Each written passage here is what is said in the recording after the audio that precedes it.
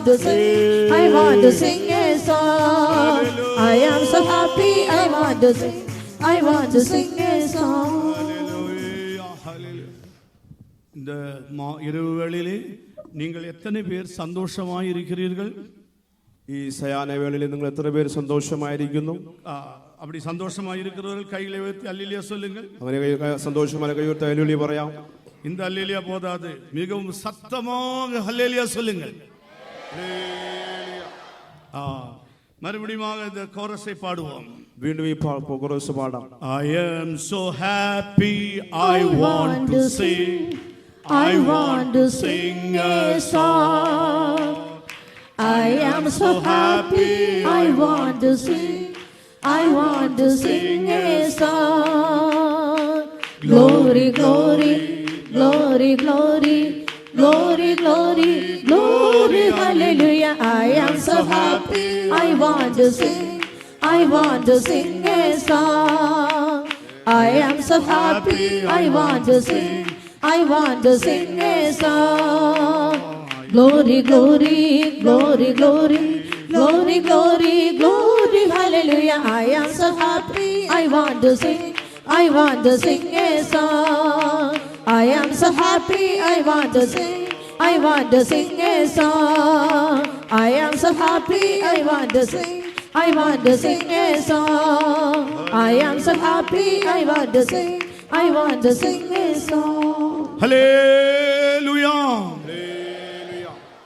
எங்களுடைய அழைப்பை ஏற்றுக்கொண்டு இந்த முதலாம் நாள் மாலையிலே ஆண்டவருடைய சமூகத்திற்கு வருகை தந்ததான உங்களுக்கு அனைவருக்கும் കർത്താവായ യേശു ക്രിസ്തുവിൻ നാമത്തിൽ വാഴ്ത്തുകളെ അറിയിக்கிறோம். നിങ്ങളുടെ ക്ഷണം സ്വീകരിച്ചുകൊണ്ട് ഒന്നാം ദിവസത്തെ യുഗത്തിലേക്ക് കടന്നു നിങ്ങൾക്ക് എല്ലാവർക്കും കർത്താവായ യേശു ക്രിസ്തുവിന്റെ നിസ്തുല്യ നാമത്തിൽ നിങ്ങളുടെ സ്നേഹവന്ദനത്തെ അറിയിച്ചുകൊള്ളുന്നു. നമ്മുടെ ദേവൻ, നമ്മുടെ യേശു വല്ലമേ ഉള്ളവർ. നമ്മുടെ ദൈവം, നമ്മുടെ യേശു ശക്തിയുള്ളവൻ. നാം അവരുടെ സമൂഹത്തിലെ കാണപ്പെടുகிறோம். നാം കർത്താവിന്റെ സന്നിധിയിൽ ആയിരിക്കുന്നു. ആശീർവദിക്കുம்படியாக അവർ சித்தம் கொண்டிருக்கிறார். തിരുമനസ്സായിരിക്കുന്നു. இந்த மாலை வேளையிலே குமுளி பிரதேசத்திலே இந்த குளிர் நிறைந்த சூழ்நிலையிலும் ஆண்டவர் நமக்கு எல்லா விதமான ஆசீர்வாதங்களோடு கடந்து வந்திருக்கிறார். ഈ സയാനവേളയിൽ ഈ കുമളി പട്ടണത്തിൽ ഈ കുളിർ നിറഞ്ഞതായ സമയത്തിൽ കർത്താവ് എല്ലാവിധമായ അനുഗ്രഹത്തോടുകൂടെ നമ്മുടെ മധ്യേ വന്നിരിക്കുന്നു. நம்முடைய தியானத்திற்காக நம்முடைய வேதாகமத்தை திருப்புவோமாக. നമ്മുടെ ധ്യാനത്തിനായി നമ്മുടെ വേദപുസ്തകത്തെ തുറക്കാം. ലൂക്കാവിൻ സുവിശേഷം 21 அதிகாரம். ലൂക്കോസിന്റെ സുവിശേഷം 21 അധ്യായം அதனுடைய 28 வாக்கியத்தை வசனங்களை வாசிப்போம். 28ാമത്തെ വചനത്തെ വായിക്കാം. ഇത് സംഭവിച്ചു. ലൂക്കാ 21:28. ഇത് സംഭവിച്ചു തുടങ്ങുമ്പോൾ നിങ്ങളുടെ വീണ്ടെടുപ്പ് അടുത്തു വരുന്നത് കൊണ്ട് നിവർന്ന് തല പൊക്കുവിൻ. இவைகள் சம்பவிக்க தொடங்கும்போது உங்கள் மீட்பு சமீபமாயிருப்பதால் நீங்கள் நிமிர்ந்து பார்த்து உங்கள் தலைகளை உயர்த்துங்கள் என்றார். தேவனுடைய நாமத்திற்கு மகிமை உண்டாகட்டும். ദൈവനാമം മഹത്വപ്പെടുമാറാകട്ടെ. உலகத்திலே പലവിധமான സംഭവങ്ങൾ സംഭവിച്ചു കൊണ്ടിരിക്കുന്നത്. ലോകത്തിൽ പലവിധമായ സംഭവങ്ങൾ സംഭവിച്ചുകൊണ്ടേയിരിക്കുന്നു. இந்த 21 அதிகாரத்தை குறித்து நாம் படிக்கும் பொழுது 21ാമത്തെ അധ്യായത്തെ കുറിച്ച് നാം പഠിക്കുമ്പോൾ அங்கே நாம் பலவிதமான காரியங்களை நமக்கு தியானிக்கலாம். അവിടെ നാം പലവിധമായ കാര്യത്തെ പഠിക്കുവാൻ കഴിയും. യുദ്ധങ്ങളും കലഹങ്ങളും കേൾവിപ്പെടുമ്പോൾ ഭയപ്പെടാതിരുങ്ങൾ. യുദ്ധങ്ങളും കലഹങ്ങളും കേൾക്കുമ്പോൾ നിങ്ങൾ ഭയപ്പെടരുത്. ഇത് മുന്നേ സംഭവിക്ക വേണ്ടിയതേ. ഇത് മുൻപേ സംഭവിക്കേണ്ടത് തന്നെയാണ്. ஆனால் முடிவு உடனே வராது. എന്നാൽ അവസാനം ഉടനെ അല്ല. அது மாத்திரமல்ல, ஜனத்திற்கு விரோதமாக ஜனமும் ராஜ்யத்திற்கு விரோதமாக ராஜ்யവും எழும்பும். ജാതിയോടും രാജ്യം രാജ്യത്തോടും എഴുന്നേൽക്കും. പല ഇടങ്ങളിലെ ഭൂമി അതിർച്ചയും പഞ്ചങ്ങളും ഉണ്ടാകും. പലയിടങ്ങളിലെ ഭൂമി കുലുക്കവും ക്ഷാമങ്ങളും ഉണ്ടാകും. കൊള്ളை നോയ്കളും ഉണ്ടാകും. മാരകരോഗങ്ങൾ ഉണ്ടാകും.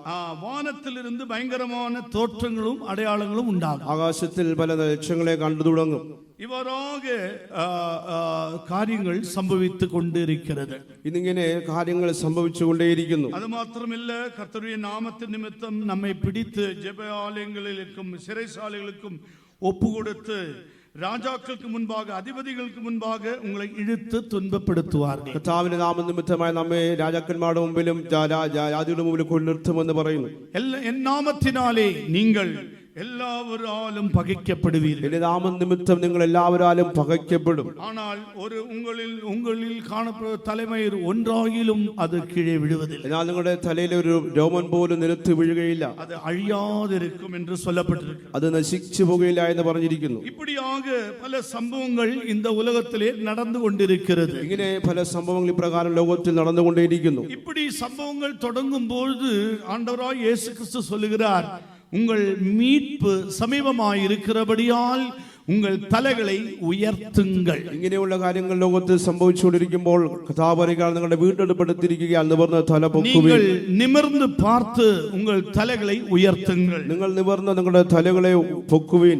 நாம் இந்த கடைசி காலத்திலே வந்திருக்கிறோம். இனி தலைகளை உயர்த்தும்படியாக கர்த்தர் நம்மிடம் சொல்லிக் கொண்டிருக்கிறார். നാം ഒരു അന്ത്യകാലത്തിൽ വന്നിരിക്കുന്നു. നമ്മുടെ തലകളെ ഉയർത്തുവാൻ കർത്താവ് നമ്മോട് പറയുന്നു. மனிதன் தலைகளை உயர்த்துவது என்று சொல்லும்போது 3 விதத்திலே நாம் அங்கே பார்க்கிறோம். മനുഷ്യൻ തലകളെ ഉയർത്തുക എന്ന് പറയുമ്പോൾ 3 വിധത്തിൽ നമുക്ക് തന്നെ കാണുവാൻ കഴിയും. முதலாவது, மனிதன் தலையை குனிந்து பூமிக்குரிய காரியங்களை நோக்கி பார்த்து கொண்டிருக்கிறான். ഒന്നാമതായിട്ട് മനുഷ്യൻ കുനിഞ്ഞുകൊണ്ട് ഭൗമികമായ കാര്യങ്ങളെ നോക്കിക്കൊണ്ടേയിരിക്കുന്നു. இரண்டாவது, மனிதன் தலையை நிமிர்ந்து பார்த்து கொண்டிருக்கிறான். രണ്ടാമതായിട്ട് തല നിവർത്തി മനുഷ്യൻ നോക്കുന്നു. மூன்றாவது, அவன் தலைகளை உயர்த்தி கொண்டு பார்த்து கொண்டிருக்கிறான். മൂന്നാമതായിട്ട് അവൻ തല ഉയർത്തി നോക്കുന്നു. இந்த 3 விதமான தன்மை உடைய மனிதர்களை பூமியிலே நாம் பார்க்கிறோம். ഇപ്രകാരം 3 വിധത്തിലുള്ളതായ മനുഷ്യനെ നാം ലോകത്തിൽ കാണുന്നു. பூமிக்குரிய காரியங்களை நோக்கிக்கொண்டே இருக்கிற மனுஷர்களை நாம் பூமியிலே பார்க்கிறோம். ഭൗമികമായ കാര്യങ്ങൾ നോക്കിയിരിക്കുന്നതായ മനുഷ്യനെ നാം ഭൂമിയിൽ കാണുന്നു.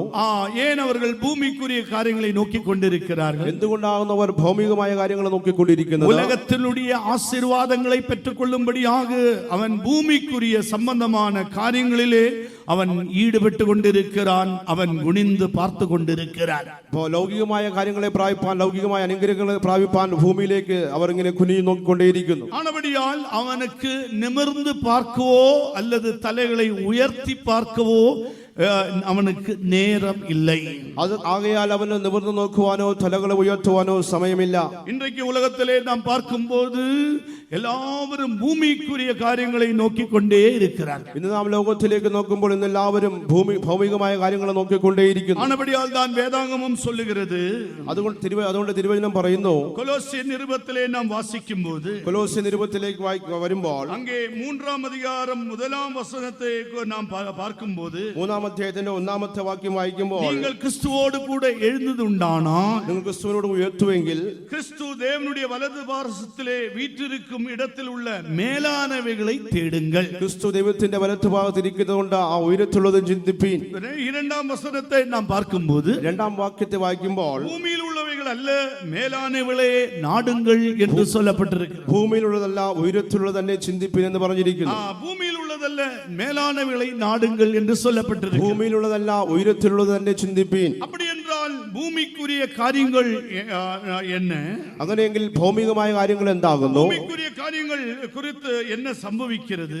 ഭൂമിയിലുള്ള കാര്യങ്ങളെ പറ്റി എന്ത് പറഞ്ഞിരിക്കുന്നു? ஏன் மனிதன் பூமியோடு அவன் ஈர்க்கப்பட்டு காணப்படுகிறான்? എന്തുകൊണ്ട് മനുഷ്യൻ ഭൂമിയോട് ഇങ്ങനെ പറ്റിയിരിക്കുന്നു? அவன் மண்ணினால் உருவாக்கினபடியால் அவன் பூமியை நோக்கிக் கொண்டே இருக்கிறான். അവൻ മണ്ണിനാൽ സൃഷ്ടിക്കപ്പെട്ട നിമിത്തമായി അവൻ ഇങ്ങനെ ഭൂമിയെ നോക്കിക്കൊണ്ടേയിരിക്കുന്നു. தேவன் ஆதாமை சிருஷ்டித்த போது, ദൈവം ആദാമിനെ സൃഷ്ടിക്കുമ്പോൾ மண்ணினால் தேவன் அவனை உருவாக்கினார். മണ്ണുകൊണ്ട് അവനെ ഉരുവാക്കി. மண்ணினால் உருவாக்கின மனிதனுடைய நாசியிலே ஜீவ சுவாசத்தை ஊதினார்.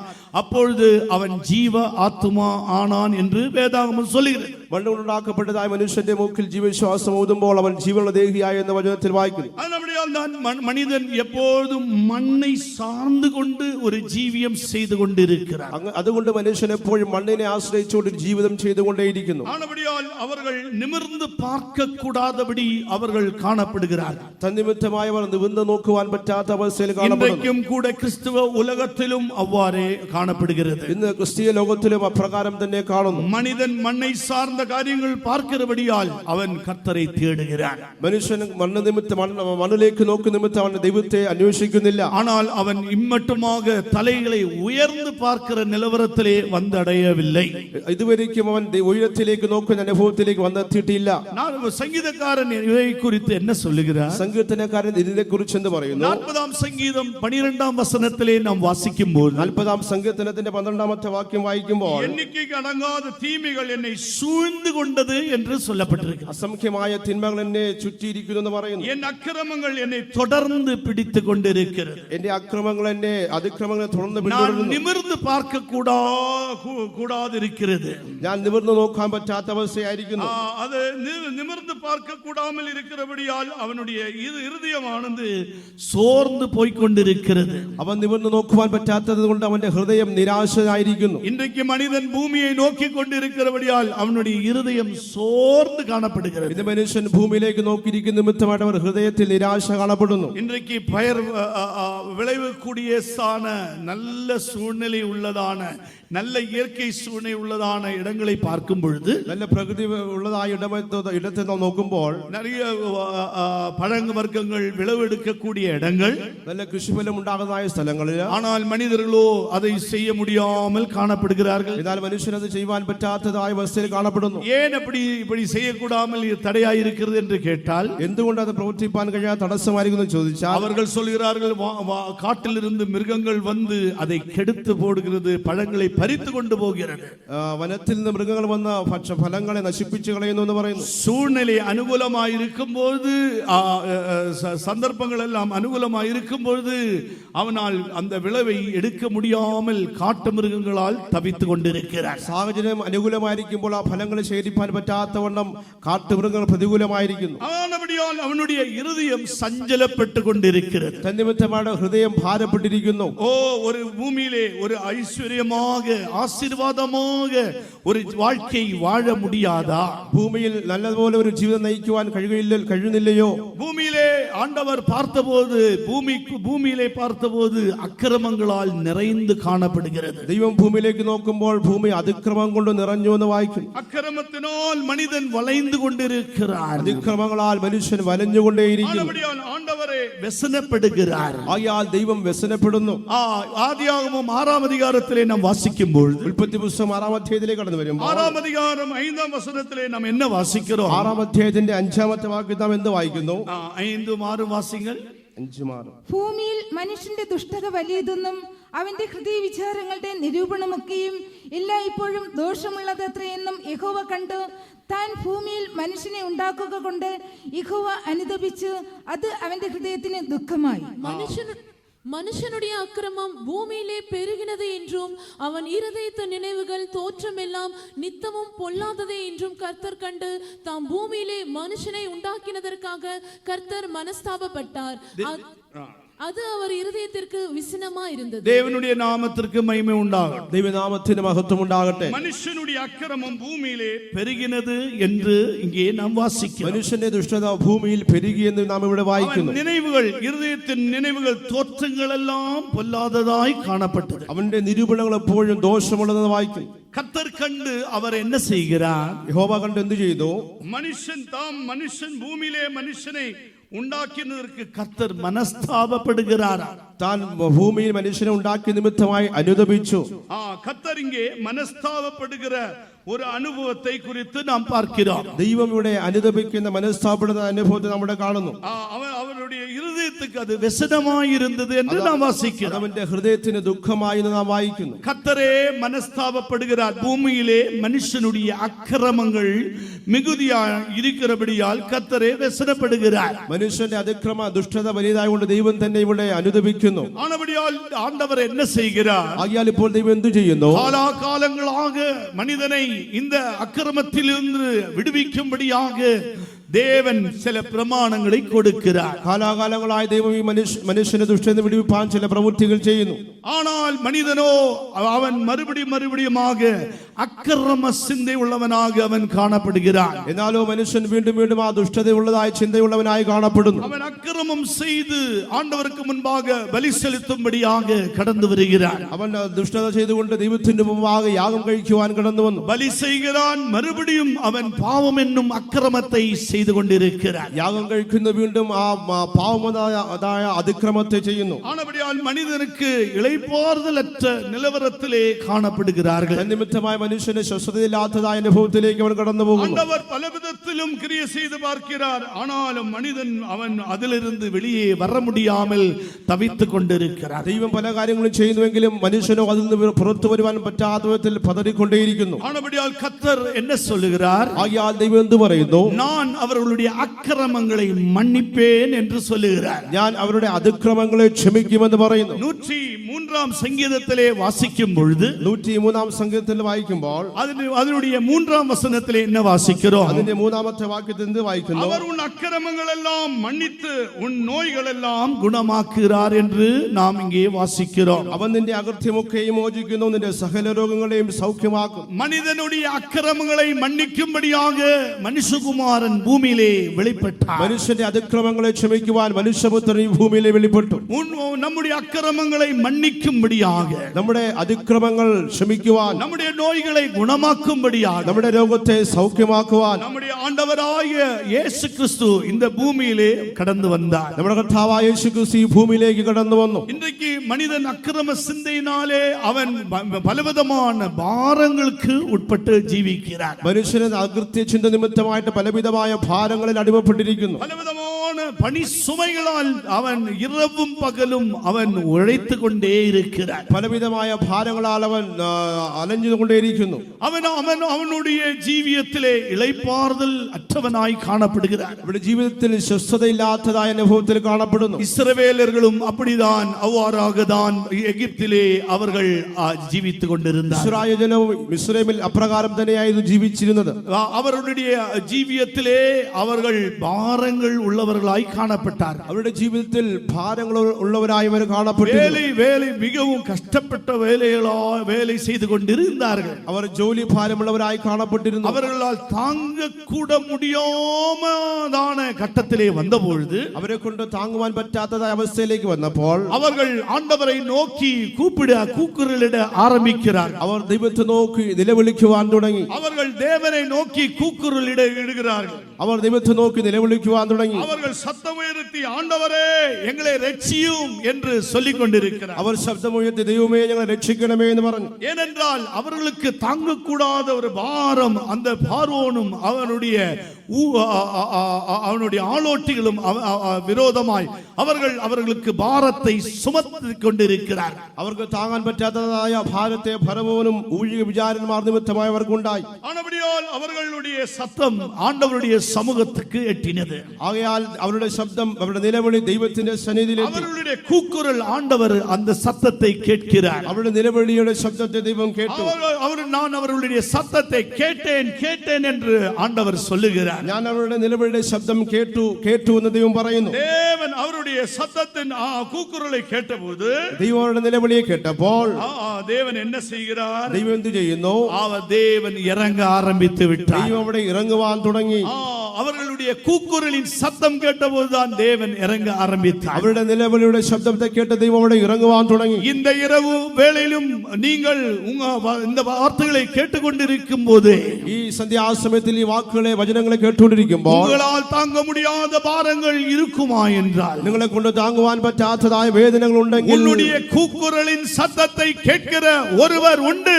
அவர்தான் நம்முடைய கர்த்தராகிய இயேசு கிறிஸ்து. നിങ്ങളുടെ നിലവിളിയുടെ ശബ്ദത്തെ കേൾക്കുന്നതിനായി ഒരുവനുണ്ട്, അവനാവും നമ്മുടെ കർത്താവായ യേശു ക്രിസ്തു. உன்னுடைய கூக்குரலின் வேண்டுதலின் சத்தத்தை கேட்கும்படியாக, உன்னை விடுவிக்கும்படியாக அவர் நம் மத்தியிலே கடந்து നിങ്ങളുടെ வந்திருக்கிறார். നിലവിളി കേൾക്കുവാൻ, നിങ്ങളുടെ യാചന കേൾക്കുവാൻ അവൻ നമ്മുടെ മധ്യത്തിൽ കടന്നു വന്നിരിക്കുന്നു. உன்னுடைய கூக்குரலை அவர் கேட்டுக்கொண்டே இருக்கிறார். നിങ്ങളുടെ നിലവിളി അവൻ കേട്ടുകൊണ്ടേയിരിക്കുന്നു. நாம் ஒரு மனிதனோடு நாம் கூக்குரல் இடவில்லை. നാം ഒരു മനുഷ്യനോട് കൂടെ നിലവിളിക്കേണ്ട. நாம் நம்மை சிருஷ்டித்தவராக கர்த்தராகிய இயேசு கிறிஸ்து சமூகத்திலே நாம் கூக்குரல் இட வேண்டும். നമ്മെ സൃഷ്ടിച്ചവനായ യേശു ക്രിസ്തുവിന്റെ സന്നിധിയിൽ നാം നിലവിളിക്കണം. அக்கிரமத்தினாலும் பாரப்படுகிறதான எந்த நபராயிருந்தாலும், അതിക്രമങ്ങളാൽ ഭാരപ്പെടുന്ന ഏത് വ്യക്തിയായിരുന്നാലും, அக்கிரமம் செய்கிற ஆத்துமாவுக்கு இளைப்பாறுதல் இல்லை என்று வேதாகமம் சொல்லுகிறது.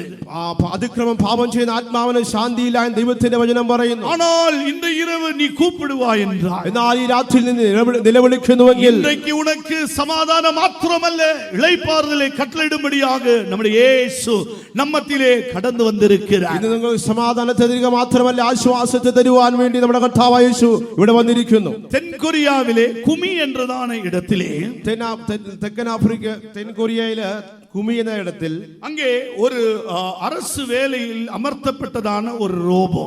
ഒരു ഗവൺമെന്റ് ജോലിയിലായിരുന്നതായ ഒരു റോബോ. அதனுடைய அந்த ரோபோ பேர் சூப்பர்வைசர். ரோபோ சூப்பர்வைசர் என்று பெயர் சொல்லப்படுகிறது. റോബോ സൂപ്പർവൈസർ അതിന്റെ പേര് പറയുന്നു. அது ஒரு நாள் வேலை செய்து செய்து செய்து கடைசியாக தற்கொலை செய்து கொண்டு விட்டதா. അത് ഇങ്ങനെ ജോലികൾ ചെയ്ത് ഒരു ദിവസം ആത്മഹത്യ ചെയ്തു. பணிசுமையால் தற்கொலை செய்து கொண்ட ரோபோ என்று நாங்க പേപ്പറിലെ വാസിച്ചു. ജോലി ഭാരം നിമിത്തമായി ആത്മഹത്യ ചെയ്തതായ റോബോ എന്ന പത്രത്തിൽ വായിച്ചു. അത് മാടിയിലിருந்து പടിക്കെട്ടിലിருந்து ഉരുണ്ട് വിഴുந்து വിട്ടതാണ്. അത് രണ്ടാം മേലത്തെ നിലയിൽ നിന്ന് പടി വഴി സ്റ്റെപ്പ് വഴി ഉരുണ്ട് നിലത്ത് വീണു. അത് செயலிழந்து விழுந்து കാണപ്പെട്ടത്. അത് സ്റ്റേറിന് വീണ് കിടക്കുന്നതായി കണ്ടു. அதனுடைய பணிசுமை மிகவும் பாரம் அதிகமானபடியால் அது அங்கும் இங்கும் உலைந்து கொண்டிருந்தது. അതിന്റെ ജോലി ഭാരം അധികമായ നിമിത്തമായി അത് ഉലഞ്ഞുകൊണ്ടേയിരുന്നു. அங்கே இங்கே சுத்தி கொண்டிருந்ததா. അത് അങ്ങനെ ചുറ്റിക്കൊണ്ടേയിരുന്നു. இதை பார்த்தவர்கள் என்ன இப்படி நடக்கிறதே என்று சிந்தித்துக் கொண்டிருக்கும்போது ഇതിനെ കണ്ടവർ എന്താണ് ഇങ്ങനെ നടക്കുന്നതെന്ന് ചിന്തിച്ചു. அதிக அளவாக வேலைகள் பாரங்கள் ஆனபடியால் அந்த ரோபோ உருண்டு கீழே விழுந்து செயலிழந்து காணப்படுகிறது. അത് ആ റോബോ അധിക ഭാരം നിമിത്തമായിട്ട് നിലത്ത് വീണ് ഇങ്ങനെ കിടക്കുകയാണ്. மனிதன் பாரங்களை சுமக்க முடியாத நிலவரத்தில் வந்தபொழுது மனிதன் ரோபோவை கண்டுபிடித்தான். മനുഷ്യൻ ഭാരങ്ങളെ ചുമക്കുവാൻ കഴിയാത്ത അവസ്ഥയിലേക്ക് വന്നപ്പോൾ മനുഷ്യൻ റോബോകളെ കണ്ടുപിടിച്ചു. ரோபோவை கண்டுபிடித்த மனிதன் ரோபோவை கொண்டு வேலை செய்யும்படியாய் விரும்புகிறான். റോബോയെ കണ്ടുപിടിച്ചതായ മനുഷ്യൻ റോബോയെ കൊണ്ട് ജോലികൾ ചെയ്യുവാൻ ആഗ്രഹിക്കുന്നു. ஆவியோ ஆத்மாவோ சரீரமோ இல்லாததான் அந்த ரோபோ. ദേഹം ദേഹി ആത്മാവില്ലാത്തതായ ആ റോബോ மனிதனுடைய மூளையின் திறமையினாலே கண்டுபிடிக்கப்பட்டதான் அந்த ரோபோ. മനുഷ്യന്റെ ബുദ്ധിയാൽ കണ്ടുപിടിക്കപ്പെട്ടതായ ആ റോബോ அந்த ரோபோவுக்கு கூட அந்த பாரத்தை சுமக்க முடியாமல் அவை செயலிழந்து தவறி அது கீழே விழுந்து விட்டது. ആ റോബോക്ക് കൂടെ ഭാരത്തെ ചുമക്കുവാൻ പറ്റാതെ അത് നിലത്ത് വീണു. அதனால் தான் ஆண்டவராய் இயேசு கிறிஸ்து என்ன சொல்லுகிறார்? ആകയാൽ കർത്താവായ യേശു ക്രിസ്തു എന്ന് പറയുന്നു, வருத்தப்பட்டு பாரம் சுமக்கிறவர்களே நீங்கள் எல்லாரும் என்னிடத்தில் வாருங்கள், நான் உங்களுக்கு இளைப்பாறுதலை தருகிறேன். അധ്വാനിക്കുന്നവരും ഭാരം ചുമക്കുന്നവരായുള്ളവരെ നിങ്ങൾ എല്ലാവരും എന്റെ അടുക്കൽ വരുവീൻ, ഞാൻ നിങ്ങളെ ആശ്വസിപ്പിക്കാം. உங்களுடைய அக்கிரமங்களை ஆண்டவர் மன்னிக்கிறது மாத்திரமல்ல, உங்களுடைய நோய்களையும் அவர் குணமாக்குகிறது. ദൈവം ക്ഷമിക്കുക മാത്രമല്ല നിങ്ങളുടെ രോഗത്തെയും ദൈവം സൗഖ്യമാക്കുന്നു. நம்முடைய ஜீவியத்திலே நோய்கள் என்று சொல்லும்போது, നമ്മുടെ ജീവിതത്തിൽ രോഗമെന്ന് പറയുമ്പോൾ அல்லது அவர் குணமாக்குறார் என்று சொல்லும்போது, സൗഖ്യമാക്കുന്നുവെന്ന് നാം പറയുമ്പോൾ மனிதன் ஆத்துமாவிலே வியாதியின் அனுபவத்தை பெற்றுக் கொள்கிறான். മനുഷ്യൻ ആത്മാവിൽ രോഗത്തെ പ്രാപിക്കുന്നു, രോഗത്തെ അനുഭവിക്കുന്നു.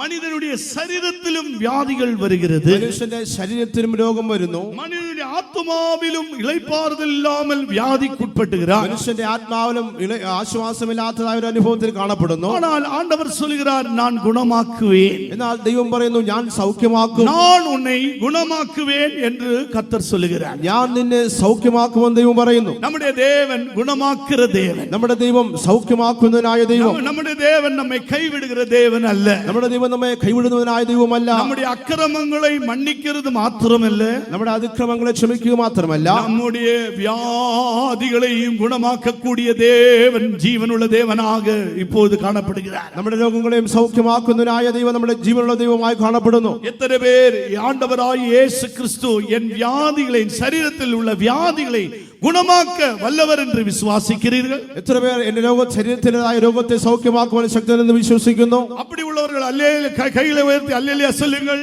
അങ്ങനെയുള്ള കരങ്ങളെ വിട്ട് ഹല്ലേലൂയ പറയുവീൻ. இப்பொழுதே அந்த இயேசு நம்மத்திலே உலாவிக் கொண்டிருக்கிறார். ഇപ്പോൾ തന്നെ ആ യേശു നമ്മുടെ മധ്യത്തിൽ ഉലാവിക്കൊണ്ടേയിരിക്കുന്നു. உன்னுடைய சரீரத்திலே காணப்படுகிற எந்த விதமான நோய்களையும் குணமாக்க அவர் வல்லமை உள்ள தேவன். നിങ്ങളുടെ ശരീരത്തിൽ കാണപ്പെടുന്ന ഏത് രോഗത്തെ സൗഖ്യമാക്കുവാനും അവൻ ശക്തിയുള്ളവനായ ദൈവം. அந்த வல்லமை உள்ள தேவனுடைய சமூகத்திலே நாம் கடந்து வந்திருக்கிறோம். സർവശക്തിയുള്ളവനായ ദൈവത്തിന്റെ സന്നിധിയിൽ നാം വന്നിരിക്കുന്നു. ലൂക്കാവിൻ സുവിശേഷം 10-ാം അധ്യായം 9-ാം വചനത്തിലെ നാം വാസിക്കും പൊഴുது, ലൂക്കോസിന്റെ സുവിശേഷം 10-ാം അധ്യായത്തിലെ 9-ാമത്തെ വാക്യം വായിക്കുമ്പോൾ, அவ்விடத்தில் பிணியாளிகளை சொஸ்தமாக்கி தேவனுடைய ராஜ்யம் உங்களுக்கு சமீபமாய் வந்திருக்கிறது என்று அவர்களுக்கு சொல்லுங்கள். രോഗികളെ സൗഖ്യമാക്കി ദൈവരാജ്യം നിങ്ങളുടെ അടുക്കൽ വന്നിരിക്കുന്നു എന്ന് പറയുവീൻ എന്ന് പറഞ്ഞു. இங்கே பிணியாளிகளை സ്വസ്ഥമാക്കുന്ന യേശു, ഇവിടെ രോഗികളെ സൗഖ്യമാക്കുന്ന യേശു, நம்முடைய வியாதிகளை சுகமாக்கக்கூடிய യേശു, നമ്മുടെ രോഗങ്ങളെ സുഖമാക്കുന്നതിനായ യേശു. இன்றைக்கு மனிதன் ரெண்டு விதத்திலே நோயாளியாய் காணப்படுகிறார். ഇന്ന് മനുഷ്യൻ രണ്ടു വിധത്തിൽ രോഗിയായി കാണപ്പെടുന്നു. ஒன்று நாம் பார்க்கும் பொழுது ഒന്ന് നാം നോക്കുമ്പോൾ அவனுடைய வாழ்க்கையிலே சரீர பிரகாரமாக அவன் வியாதிப்பட்டவனாய் இருக்கிறான். ജീവിതത്തിൽ ശാരീരികമായി രോഗികളായി കാണപ്പെടുന്നു. இரண்டாவதாக அவனுடைய தனித்துவம் அல்லது அவனுடைய வாழ்க்கையிலே அவனுடைய ஆளுகையிலே அவன் வியாதிப்பட்டவனாய் இருக்கிறான். ജീവിതത്തിലെ തനിത്വത്തിൽ അവനെ രോഗികളായി അവരിങ്ങനെ കാണപ്പെടുന്നു. ஆனபடியால் தான் பிசாசு அந்த ஆளுகைக்குள்ளே அந்த வல்லமை வந்து അവനെ വ്യാധിയാക്കി കൊണ്ടിരിക്കുന്നത്. ആകയാൽ പിശാച് അവൻ രോഗം കൊടുത്ത് അവന്റെ അധികാരത്തിൽ രോഗിയാക്കി മാറ്റുന്നു. അവനുடைய തനിത്വം அல்லது ആളുകൾക്ക് വിരോധമായി ക്രിയ ചെയ്തു കൊണ്ടിരിക്കുന്നത്. അവന്റെ തനിത്വത്തിന് വിരോധമായിട്ട് പിശാച് പ്രവർത്തിക്കുന്നു. அதை ஜெயிக்க முடியாமல் இன்றைக்கும் கிறிஸ்துவ உலகத்திலே பல வருடங்களாக மனிதர்கள் வியாதியின் வல்லமையினால் தாக்கப்பட்டு இருக்கிறார்கள். അതിനെ ജയിക്കുവാൻ കഴിയാതെ അനേക വർഷങ്ങളായി ക്രിസ്തീയ ജീവിതത്തിൽ രോഗികളായി കാണപ്പെടുന്നു. தாக்கப்பட்டு பலவிதமான பிரச்சனைக்குள்ளே காணப்படுகிறார்கள். അങ്ങനെ ആക്രമിക്കപ്പെട്ട് പലവിധമായ പ്രശ്നത്തിൽ അകപ്പെട്ട് കിടക്കുന്നു.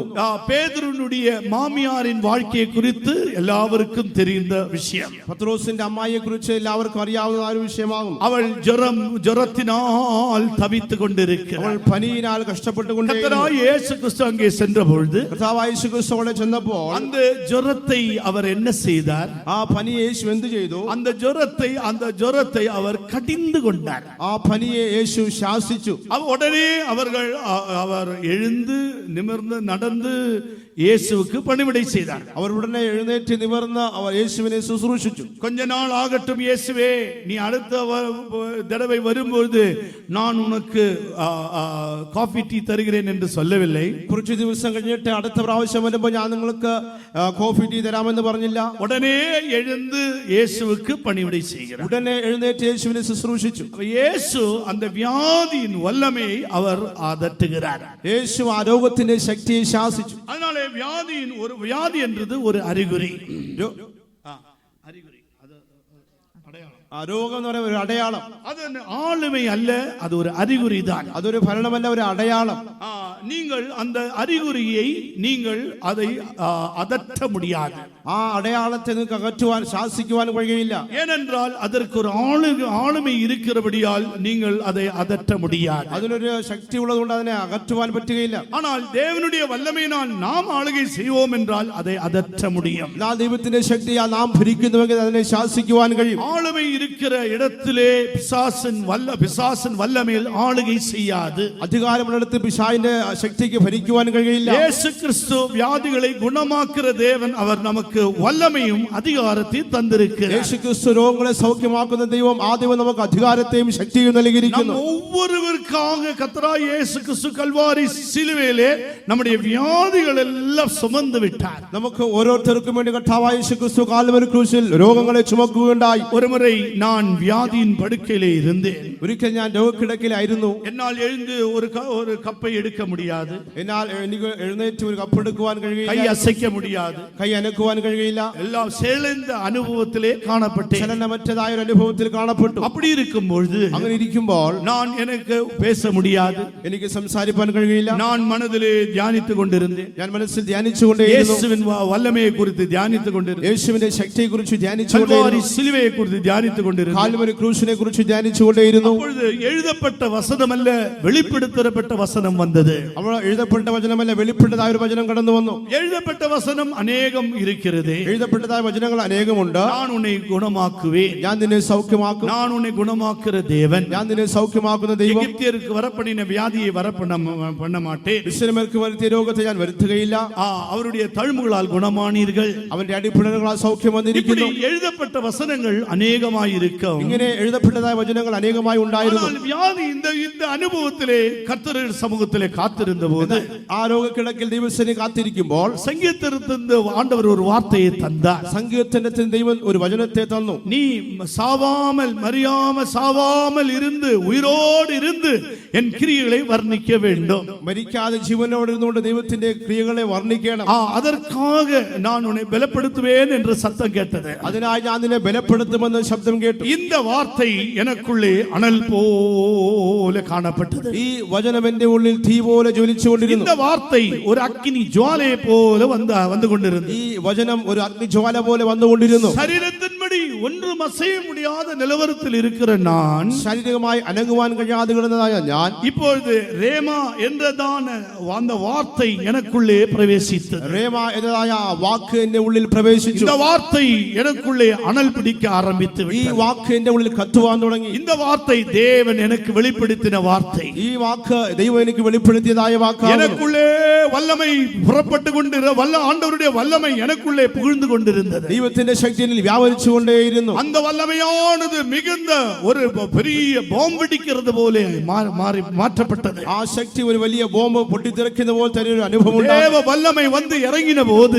ദൈവശക്തി വന്ന് ഇറങ്ങിയപ്പോൾ நான் அந்த கட்டில் இருந்தே தேவனுடைய வல்லமையினால் நிரப்பப்பட்டேன். ഞാൻ ആ കട്ടിൽ ഇരുന്നു കൊണ്ട് ദൈവശക്തിയാൽ നിറയപ്പെട്ടു. இப்பொழுது என் கைகள் அசைய ஆரம்பித்து ഇപ്പോൾ விட்டது. കൈകൾ ചലിക്കുവാൻ തുടങ്ങി. என்னுடைய கால்கள் அசைய ஆரம்பித்து എന്റെ விட்டது. കാലുകൾ ചലിക്കുവാൻ തുടങ്ങി. கர்த்தர் என்னை குணமாக்கினார். കർത്താവ് എന്നെ സൗഖ്യമാക്കി. நான் எழுந்து உட்கார்ந்தேன். ഞാൻ എഴുന്നേറ്റ് ഇരുന്നു. நடக்க ஆரம்பித்தேன். നടക്കുവാൻ തുടങ്ങി. குதிக்க ஆரம்பித்தேன். കുതിക്കുവാൻ തുടങ്ങി. இப்பொழுது ஆண்டவரே எனக்கு என்னை குணமாக்கி விட்டார். ഇപ്പോൾ ദൈവം തന്നെ എന്നെ സൗഖ്യമാക്കി. என்னை விடுவித்த தேவன் உங்களையும் இந்த ராத்திரி வேளையிலே குணமாக்க அவர் சித்தம் கொண்டிருக்கிறார். എന്നെ സൗഖ്യമാക്കുവാൻ ആക്കിയതായ ദൈവം നിങ്ങളെയും സൗഖ്യമാക്കുവാൻ മനസ്സുള്ളവനായിരിക്കുന്നു. எத்தனை பேர் விசுவாசிக்கிறீர்கள்? എത്ര പേർ വിശ്വസിക്കുന്നു? அவருடைய தழும்புகளால் குணமானீர்கள். അവൻ അടിപ്പിണരാൽ സൗഖ്യമായിരിക്കുന്നു. தேவன் தம்முடைய வார்த்தையை அனுப்பி உங்களை குணமாக்க வல்லவராயிருக்கிறார். കർത്താവ് തന്റെ വചനത്തെ അയച്ച് നിങ്ങളെ സൗഖ്യമാക്കുവാൻ அந்த ശക്തനാകുന്നു. வார்த்தை சமட்டியை போல ஊடுருவி பாயட்டும். ആ വചനം ചുറ്റിക പോലെ ഇവിടെ പായട്ടെ. நம்முடைய நோய்கள் எல்லாம் சிலுவையிலே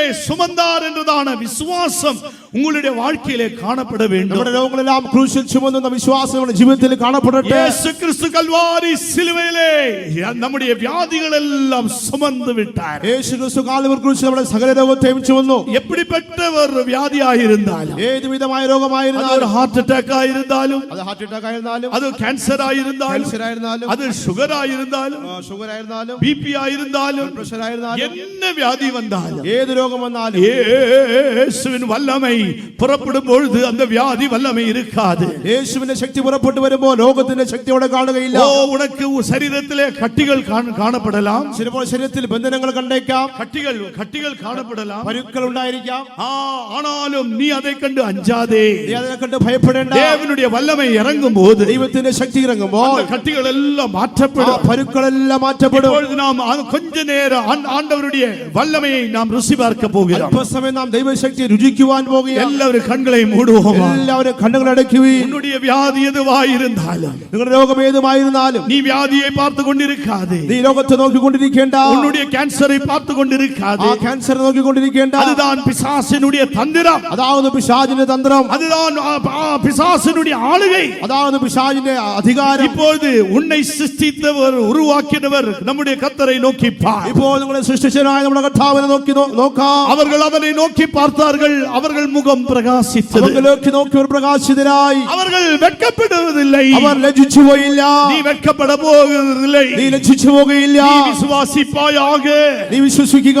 வல்லமை, ஆண்டவருடைய வல்லமை இறங்கிக் கொண்டிருக்கிறது. ദൈവത്തിന്റെ ശക്തി ഇറങ്ങിക്കൊണ്ടേയിരിക്കുന്നു. യേശു ഉன்னை தொடுகிறார். യേശു നിന്നെ തൊടുന്നു. യേശു ഉன்னை தொடுகிறார். യേശു നിങ്ങളെ തൊടുന്നു. அவருடைய வல்லமை, അവരുടെ ശക്തി, அவருடைய வல்லமை അവരുടെ ശക്തി உன் சரீரத்திலே பாய்ந்து கொண்டிருக்கிறது. നിങ്ങളുടെ ശരീരത്തിൽ പാഞ്ഞുകൊണ്ടേയിരിക്കുന്നു. விசுவாசிக்கிறவர்கள் அந்த வல்லமையை பெற்றுக்கொள்ளுங்கள். വിശ്വസിക്കുന്ന ശക്തിയെ പ്രാപിക്കുകയും வேடிக்கை பார்த்து கொண்டிருக்காது. നിങ്ങൾ കാഴ്ചക്കാരെ പോലെ ഇരിക്കേണ്ട. வேடிக்கை பார்த்து கொண்டிருக்கிற நேரம் அல்ல. കാഴ്ച നോക്കിക്കൊണ്ടിരിക്കുന്ന സമയമല്ല ഇത്.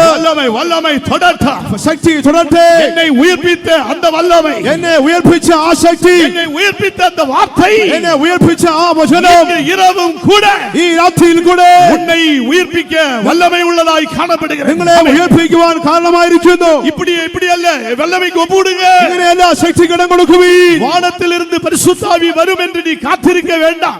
ആകാശത്തിൽ നിന്ന് ശക്തി വരുമെന്ന് കാത്തിരിക്കേണ്ട. உனக்குள்ளே அந்த வல்லமை இருக்கிறது. നിനക്കുള്ളിൽ തന്നെ ആ ശക്തി ഇരിക്കുന്നു. അനൽ മുട്ടി എഴുപ്പ്. അതിനെ നീ ഉയർത്തുക. അനൽ മുട്ടി എഴുപ്പ്. അതിനെ നീ ജ്വലിപ്പിക്കുക. അനൽ മുട്ടി എഴുപ്പ്. അതിനെ ജ്വലിപ്പിക്കുക. ആண்டവരുടെ വാർത്ത, ദൈവത്തിന്റെ വചനം ഓ ഉനക്കുള്ളേ ഊടുരുവി പായട്ടെ. അത് ഉള്ളിലേക്ക് പാഞ്ഞു വരട്ടെ. വ്യാധിயின் വല്ലமை അവേ രോഗത്തിന്റെ ശക്തി അകറ്റട്ടെ. ഇപ്പോൾ തന്നെ യേശുവിൻ നാമത്തിൽ ഗുണമടയുവായാക. സൗഖ്യമാകപ്പെടട്ടെ. സൗഖ്യമാകട്ടെ. സൗഖ്യമാകട്ടെ. ഓ റബക്കത്ത് ഹിലാ ശബാ ലോയി റബക്കത്ത്. ആമേൻ. ഹല്ലേലൂയ. ഹല്ലേലൂയ. ഹല്ലേലൂയ. ഹല്ലേലൂയ. ഹല്ലേലൂയ. ഹല്ലേലൂയ. ഹല്ലേലൂയ. ആമേൻ. ഹല്ലേലൂയ. കടമയ്ക്കാக ആവിയിൽ നിറയ വേണ്ട. കടമയ്ക്കായിട്ട് നാം ആത്മാവ് നിറയേണ്ട.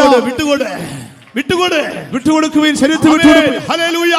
നീ വായെ വിരിവായി തുറ. വായ വിസ്താരത്തിൽ തുറക്കുക. ഇസ്രായേലർ കുക്കറുള്ളിട്ടതുപോലെ ഇസ്രായേൽ ജനം നിലവിളിച്ചതുപോലെ ഈ രാത്രിയിൽ ഇன்றைக்கு രാത്രി വേളയിലെ ഈ രാത്രി സമയത്തിൽ ഉൻ കൂക്കറിൽ സത്തത്തെ നിങ്ങളുടെ നിലവിളിയുടെ ശബ്ദത്തെ കേൾക്കുവാൻ വേണ്ടി ഒരുവൻ നമ്മത്തിലെ അദർശനമാണ് ദേവൻ. അദർശനം ഒരുവൻ നമ്മുടെ മധ്യമുണ്ട്. അവൻ യേശു. അവനാകുന്നു യേശു. കുരുടர்கள் அந்த കുരുടர்கள் കൂക്കറിൽ ഇട്ടാர்கள். ആ കുരുടൻ നിലവിളിച്ചതുപോലെ ദാവീദിൻ കുമാരനേ, ദാവീദ് പുത്രാ, ഞങ്ങൾക്ക് ഇറങ്ങുക. എന്നോട് കരുണ തോന്നണമേ. ഞങ്ങൾക്ക് ഇറങ്ങുക. എന്നോട് കരുണ തോന്നണമേ. ഞങ്ങൾക്ക് ഇറങ്ങുക. ഞങ്ങൾക്ക് കരുണ തോന്നണമേ. കൂട്ടത്തിൽ ഇരുന്നവர்கள் അതട്ടിനാர்கள். അവരുടെ നിലവിളി കേട്ടു. ആ കൂട്ടത്തിൽ ഇരുന്നവர்கள் അതട്ടിനാர்கள். ആ കൂട്ടത്തിൽ അതിനെ ശാസിച്ചു. ആனாலும் அதிகமாக அவர் கூப்பிட்டார்கள். എങ്കിലും അവൻ അധികമായി നിലവിളിച്ചുകൊണ്ടേയിരുന്നു. அதிகமாக கூப்பிட்டார்கள். അവൻ അധികമായി നിലവിളിച്ചുകൊണ്ടേയിരുന്നു. அதிகமாக கூப்பிட்டபோது അധികമായി നിലവിളിച്ചപ്പോൾ கர்த்தர் இயேசு திரும்பி பார்த்து യേശു തിരിഞ്ഞു നോക്കി உங்களுக்கு என்ன வேண்டும் என்று சொன்னார். നിനക്ക് എന്ത് വേണമെന്ന് ചോദിച്ചു. എന്റെ കണ്ണുകൾ തുറക്കപ്പെട വേണ്ടുമേ. എന്റെ കണ്ണുകൾ തുറക്കപ്പെടണമെന്ന് അവൻ പറഞ്ഞു. കണ്ണുകൾ തുറക്കപ്പെട വേണ്ടുമേ. എന്റെ കണ്ണുകൾ തുറക്കപ്പെടണമേ. ദാവീദിൻ കുമാരനേ, എங்கள் കണ്ണുകളെ തുറക്ക. ദാവീദ് പുത്രാ, എന്റെ കണ്ണിനെ തുറക്കണമേ. அந்த യേശു, ആ യേശു, ദർശനമുള്ള യേശു, ആ ദർശനായ യേശു இப்போது உன்னுடைய இருதயத்தின் வேண்டுதல்களை கண்டுകൊണ്ടിരിக்கிறார். നിങ്ങളുടെ ഹൃദയത്തിന്റെ ആഗ്രഹത്തെ കണ്ടുകൊണ്ടേയിരിക്കുന്നു. ഗുണമാക്കുംപടിயாக, നിന്നെ സൗഖ്യമാക്കുവാൻ, വിടുതലയാക്കുംപടിயாக, നിന്നെ വിടുവിക്കുവാൻ, വ്യാധിயின் കട്ടുകളെ അഴിക്കുംപടി, രോഗത്തിന്റെ കട്ടുകളെ അഴിക്കുവാൻ യേശുവിൻ നാമത്തിലെ, യേശുവിന്റെ നാമത്തിലെ വിടുതലെ പെറ്റുകൊൾ, വിടുതലെ പ്രാപിക്കുവീൻ.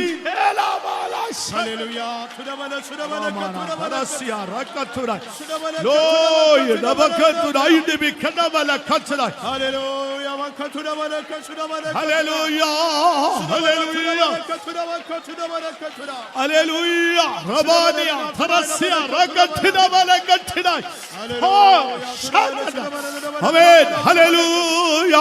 Praise the Lord. Hallelujah. Hallelujah. Hallelujah. Praise you, Jesus. Hallelujah. Amen. Hallelujah. Amen. Hallelujah. Jesus. நீ வியாதியை நோக்கி கொண்டிருக்க வேண்டாம். നിങ്ങൾ രോഗത്തെ നോക്കിക്കൊണ്ടിരിക്കേണ്ട. உன்னுடைய சக்கரை வியாதியின் அளவை நோக்கி கொண்டிருக்க வேண்டாம். നിങ്ങളുടെ ആ ഷുഗർ രോഗത്തെ നോക്കിക്കൊണ്ടിരിക്കേണ്ട. ஒருவர் உன்னை தொட்டு கொண்டிருக்கிறார். ഒരുവൻ നിങ്ങളെ തൊട്ടുകൊണ്ടേയിരിക്കുന്നു. ഗുണമാവായാക. സൗഖ്യമാക്കുക. ഗുണമാവായാക. സുഖമാകട്ടെ. ഗുണമാകുവായാക. സൗഖ്യമുണ്ടാകട്ടെ. அவர் உன்னை தொட்டு கொண்டிருக்கிறார். അവൻ നിങ്ങളെ തൊട്ടുകൊണ്ടിരിക്കുന്നു. அவர் உன்னை தொடும்போது நீ அமைதியா இருக்க முடியாது. അവൻ നിങ്ങളെ തൊടുമ്പോൾ നിങ്ങൾക്ക് മൗനമായിരിക്കുവാൻ കഴിയില്ല. அமைதியா இருக்க முடியாது. നിങ്ങൾക്ക് മൗനമായിരിക്കാൻ കഴിയില്ല. വല്ലഭൈ ശക്തി, വല്ലഭൈ ശക്തി, അവരുടെ വല്ലഭൈ, അവന്റെ ശക്തി ഉന്നെ തൊട്ടുകൊണ്ടിരിക്കുന്നു. നിങ്ങളെ തൊട്ടുകൊണ്ടിരിക്കുന്നു.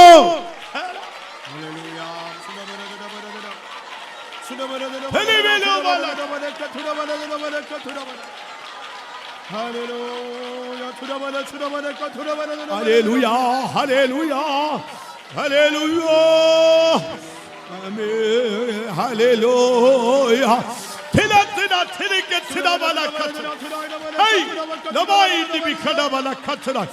ആമേൻ. ഹല്ലേലൂയ. குணமானே, நான் குணமானே, குணமானே, நான் குணமானே, இயேசு യേശുവിൻ തഴമ്പുകളാ യേശുവിൻ തഴമ്പുകളാ ഗുണമാനേ ഗുണമാനേ ആമേൻ ഗുണമാനേ ഗുണമാനേ യേശുവിൻ തഴമ്പുകളാ യേശുവിൻ തഴമ്പുകളാ ഗുണമാനേ ഗുണമാനേ ഗുണമാനേ ഗുണമാനേ യേശുവിൻ തഴമ്പുകളാ യേശുവിൻ തഴമ്പുകളാ ഗുണമാനേ ഗുണമാനേ ഗുണമാനേ ഗുണമാനേ യേശുവിൻ തഴമ്പുകളാ യേശുവിൻ തഴമ്പുകളാ യേശുവിൻ തഴമ്പുകളാ യേശുവിൻ തഴമ്പുകളാ ആമേൻ ഹല്ലേലൂയ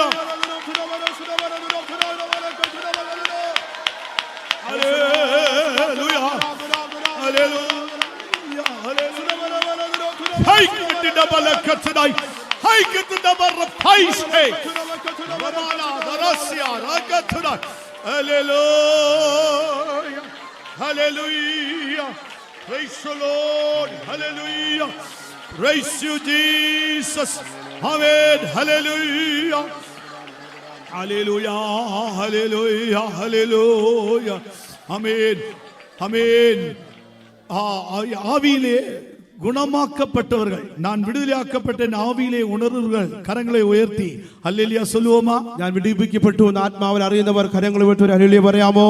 ഹല്ലേലൂയ ഇനി സന്ദേഹമേ இல்லை ഇനി സംശയമേ ഇല്ല ഇനി സന്ദേഹപ്പെടக்கூடாது ഇനി സംശയിക്കരുത് യേശു എന്നെ ഗുണമാക്കിനാർ യേശു എന്നെ സൗഖ്യമാക്കി ഓ യേശു എന്നെ ഗുണമാക്കിനാർ യേശു എന്നെ സൗഖ്യമാക്കി ഞാൻ യേശുവിനാൽ വിടുതலை பெற்றுக்கொண்டேன் ഞാൻ യേശുവിനാൽ വിടുവിക്കപ്പെട്ടു ஆனபடியால் அருமையானவர்களே நாம் விசுவாசிக்க வேண்டும் ஒரு சத்தியம் இயேசு கிறிஸ்து கல்வாரி சிலுவையிலே എൻ വ്യാധികളെല്ലാം സുമந்து തീർത്താൻ പ്രിയമുള്ളവരെ നാം വിശ്വസിക്കേണ്ടതായ ഒരു സത്യം നമ്മുടെ കർത്താവായ യേശു ക്രിസ്തു കാൽവരി ക്രൂശിൽ നമ്മുടെ രോഗത്തെല്ലാം ചുമന്നു.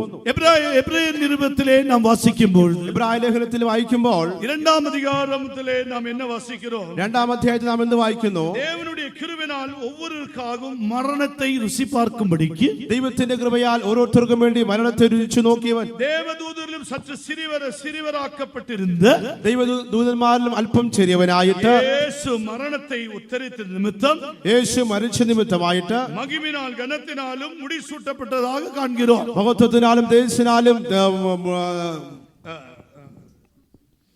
എങ്കിലും ദൈവകൃപയാൽ എല്ലാവർക്കും വേണ്ടി മരണം ആസ്വദിപ്പാൻ ദൂതന്മാരിലും അല്പം ഒരു താഴ്ച വന്നവനായ യേശു മരണം അനുഭവിച്ചതുകൊണ്ട് അവനെ മഹത്വവും ബഹുമാനവും അണിഞ്ഞവനായി നാം കാണുന്നു. അപ്പോൾ അങ്ങേ അവർ മരണത്തെ അവർ പരിഹരിத்தார். അവിടെ കർത്താവ് മരണത്തെ പരിഹരിച്ചു. പിള്ളകൾ മാംസരക്തങ്ങളായി ഉടയവരായി ഇരിക്കുന്നത് പോലെ മക്കൾ ജഡരക്തങ്ങളോടുകൂടെ ആയതുകൊണ്ട് അവരും അവരെ പോലെ മാംസരക്തം ഉടയവരായി ഇരുന്ന് അവനും അവരെ പോലെ ജഡരക്തങ്ങളോടുകൂടെ വന്നു. என்ன செய்தார்? എന്തു ചെയ്തു? പിശാസിൻ തലയെ അവർ അടിച്ചു വിട്ടാർ. പിശാചിന്റെ തലയെ അവൻ നശിപ്പിച്ചു. സിലുവയിലെ പിശാസിൻ തലയെ നശിക്കി വിട്ടാർ. ക്രൂശിൽ പിശാചിന്റെ തലയെ അവൻ തകർത്തു.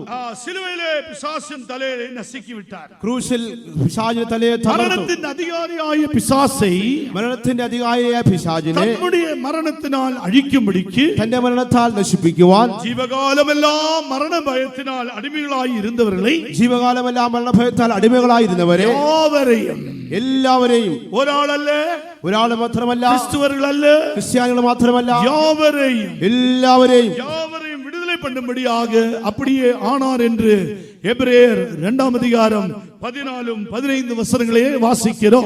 എല്ലാവരെയും വിടുവിക്കുവാൻ വേണ്ടി അങ്ങനെ ആയിരുന്നു എബ്രായ ലേഖനം 2ആം അധ്യായത്തിന്റെ 14-15 വാക്യത്തിൽ യേശു ക്രിസ്തു മരണത്തിൻ അധികാരിയായ പിശാസை തമ്മുடைய മരണത്തിനാൽ അവർ അഴിத்தார். യേശു ക്രിസ്തു മരണത്തിന്റെ അധികാരിയായ പിശാചിനെ തന്റെ മരണത്താൽ നീക്കി. அப்படி என்றால் ஏன் நாம் பிசாசுக்கு பயப்பட வேண்டும்? അങ്ങനെയെങ്കിൽ നാം എന്തുകൊണ്ട് പിശാചിനെ ഭയപ്പെടണം? ஏன் நாம் பிசாசுக்கு பயப்பட வேண்டும்? എന്തുകൊണ്ട് നാം പിശാചിനെ ഭയപ്പെടണം? 1 യോഹന്നാൻ 3ആം അധ്യായത്തിലെ നാം വാസിക്കുമ്പോൾ 1 യോഹന്നാൻ 3ആം അധ്യായത്തിൽ വായിക്കുമ്പോൾ അവിടെ നാം എന്ത് വായിക്കുന്നു? 3ആം അധ്യായത്തിലെ കർത്താവായ യേശു ക്രിസ്തു വെളിപ്പെട്ടത് പിശാചിനുடைய ക്രിയകളെ അഴിക്കുംപടിയാണ്. കർത്താവായ യേശു ക്രിസ്തു പ്രത്യക്ഷപ്പെട്ടത് പിശാചിന്റെ പ്രവൃത്തികളെ അഴിപ്പാൻ. அதை வாசிங்கள் 3-ாம் அதிகாரம் 8-ാം വചനം. പിശാച് ആദ്യം മുതൽ പാപം ചെയ്യുന്നുവല്ലോ, പിശാചിന്റെ പ്രവൃത്തികളെ അഴിപ്പാൻ തന്നെ ദൈവപുത്രൻ പ്രത്യക്ഷനായി. பாவம் செய்கிறவன் பிசாசினால் உண்டாயிருக்கிறான், ஏனெனில் பிசாசானவன் ஆதி முதல் பாவம் செய்கிறான். பிசாசினுடைய கிரியைகளை அழிக்கும்படிக்கு தேவனுடைய குமாரன் வெளிப்பட்டார். பிசாசினுடைய கிரியைகளை அழிக்கும்படி தேவகுமாரன் வெளிப்பட்டார். പിശാചിന്റെ പ്രവൃത്തി അഴിപ്പാൻ മനുഷ്യപുത്രൻ പ്രത്യക്ഷനായി. பிசாசுக்கு அதிகாரமும் வல்லமையும் இல்லை. പിശാചിന് അധികാരവും ശക്തിയും ഇല്ല. அப்படி என்றால் பிசாசு இந்த உலகத்திலே அவன் அதிகாரத்தை காட்டுகிறானா?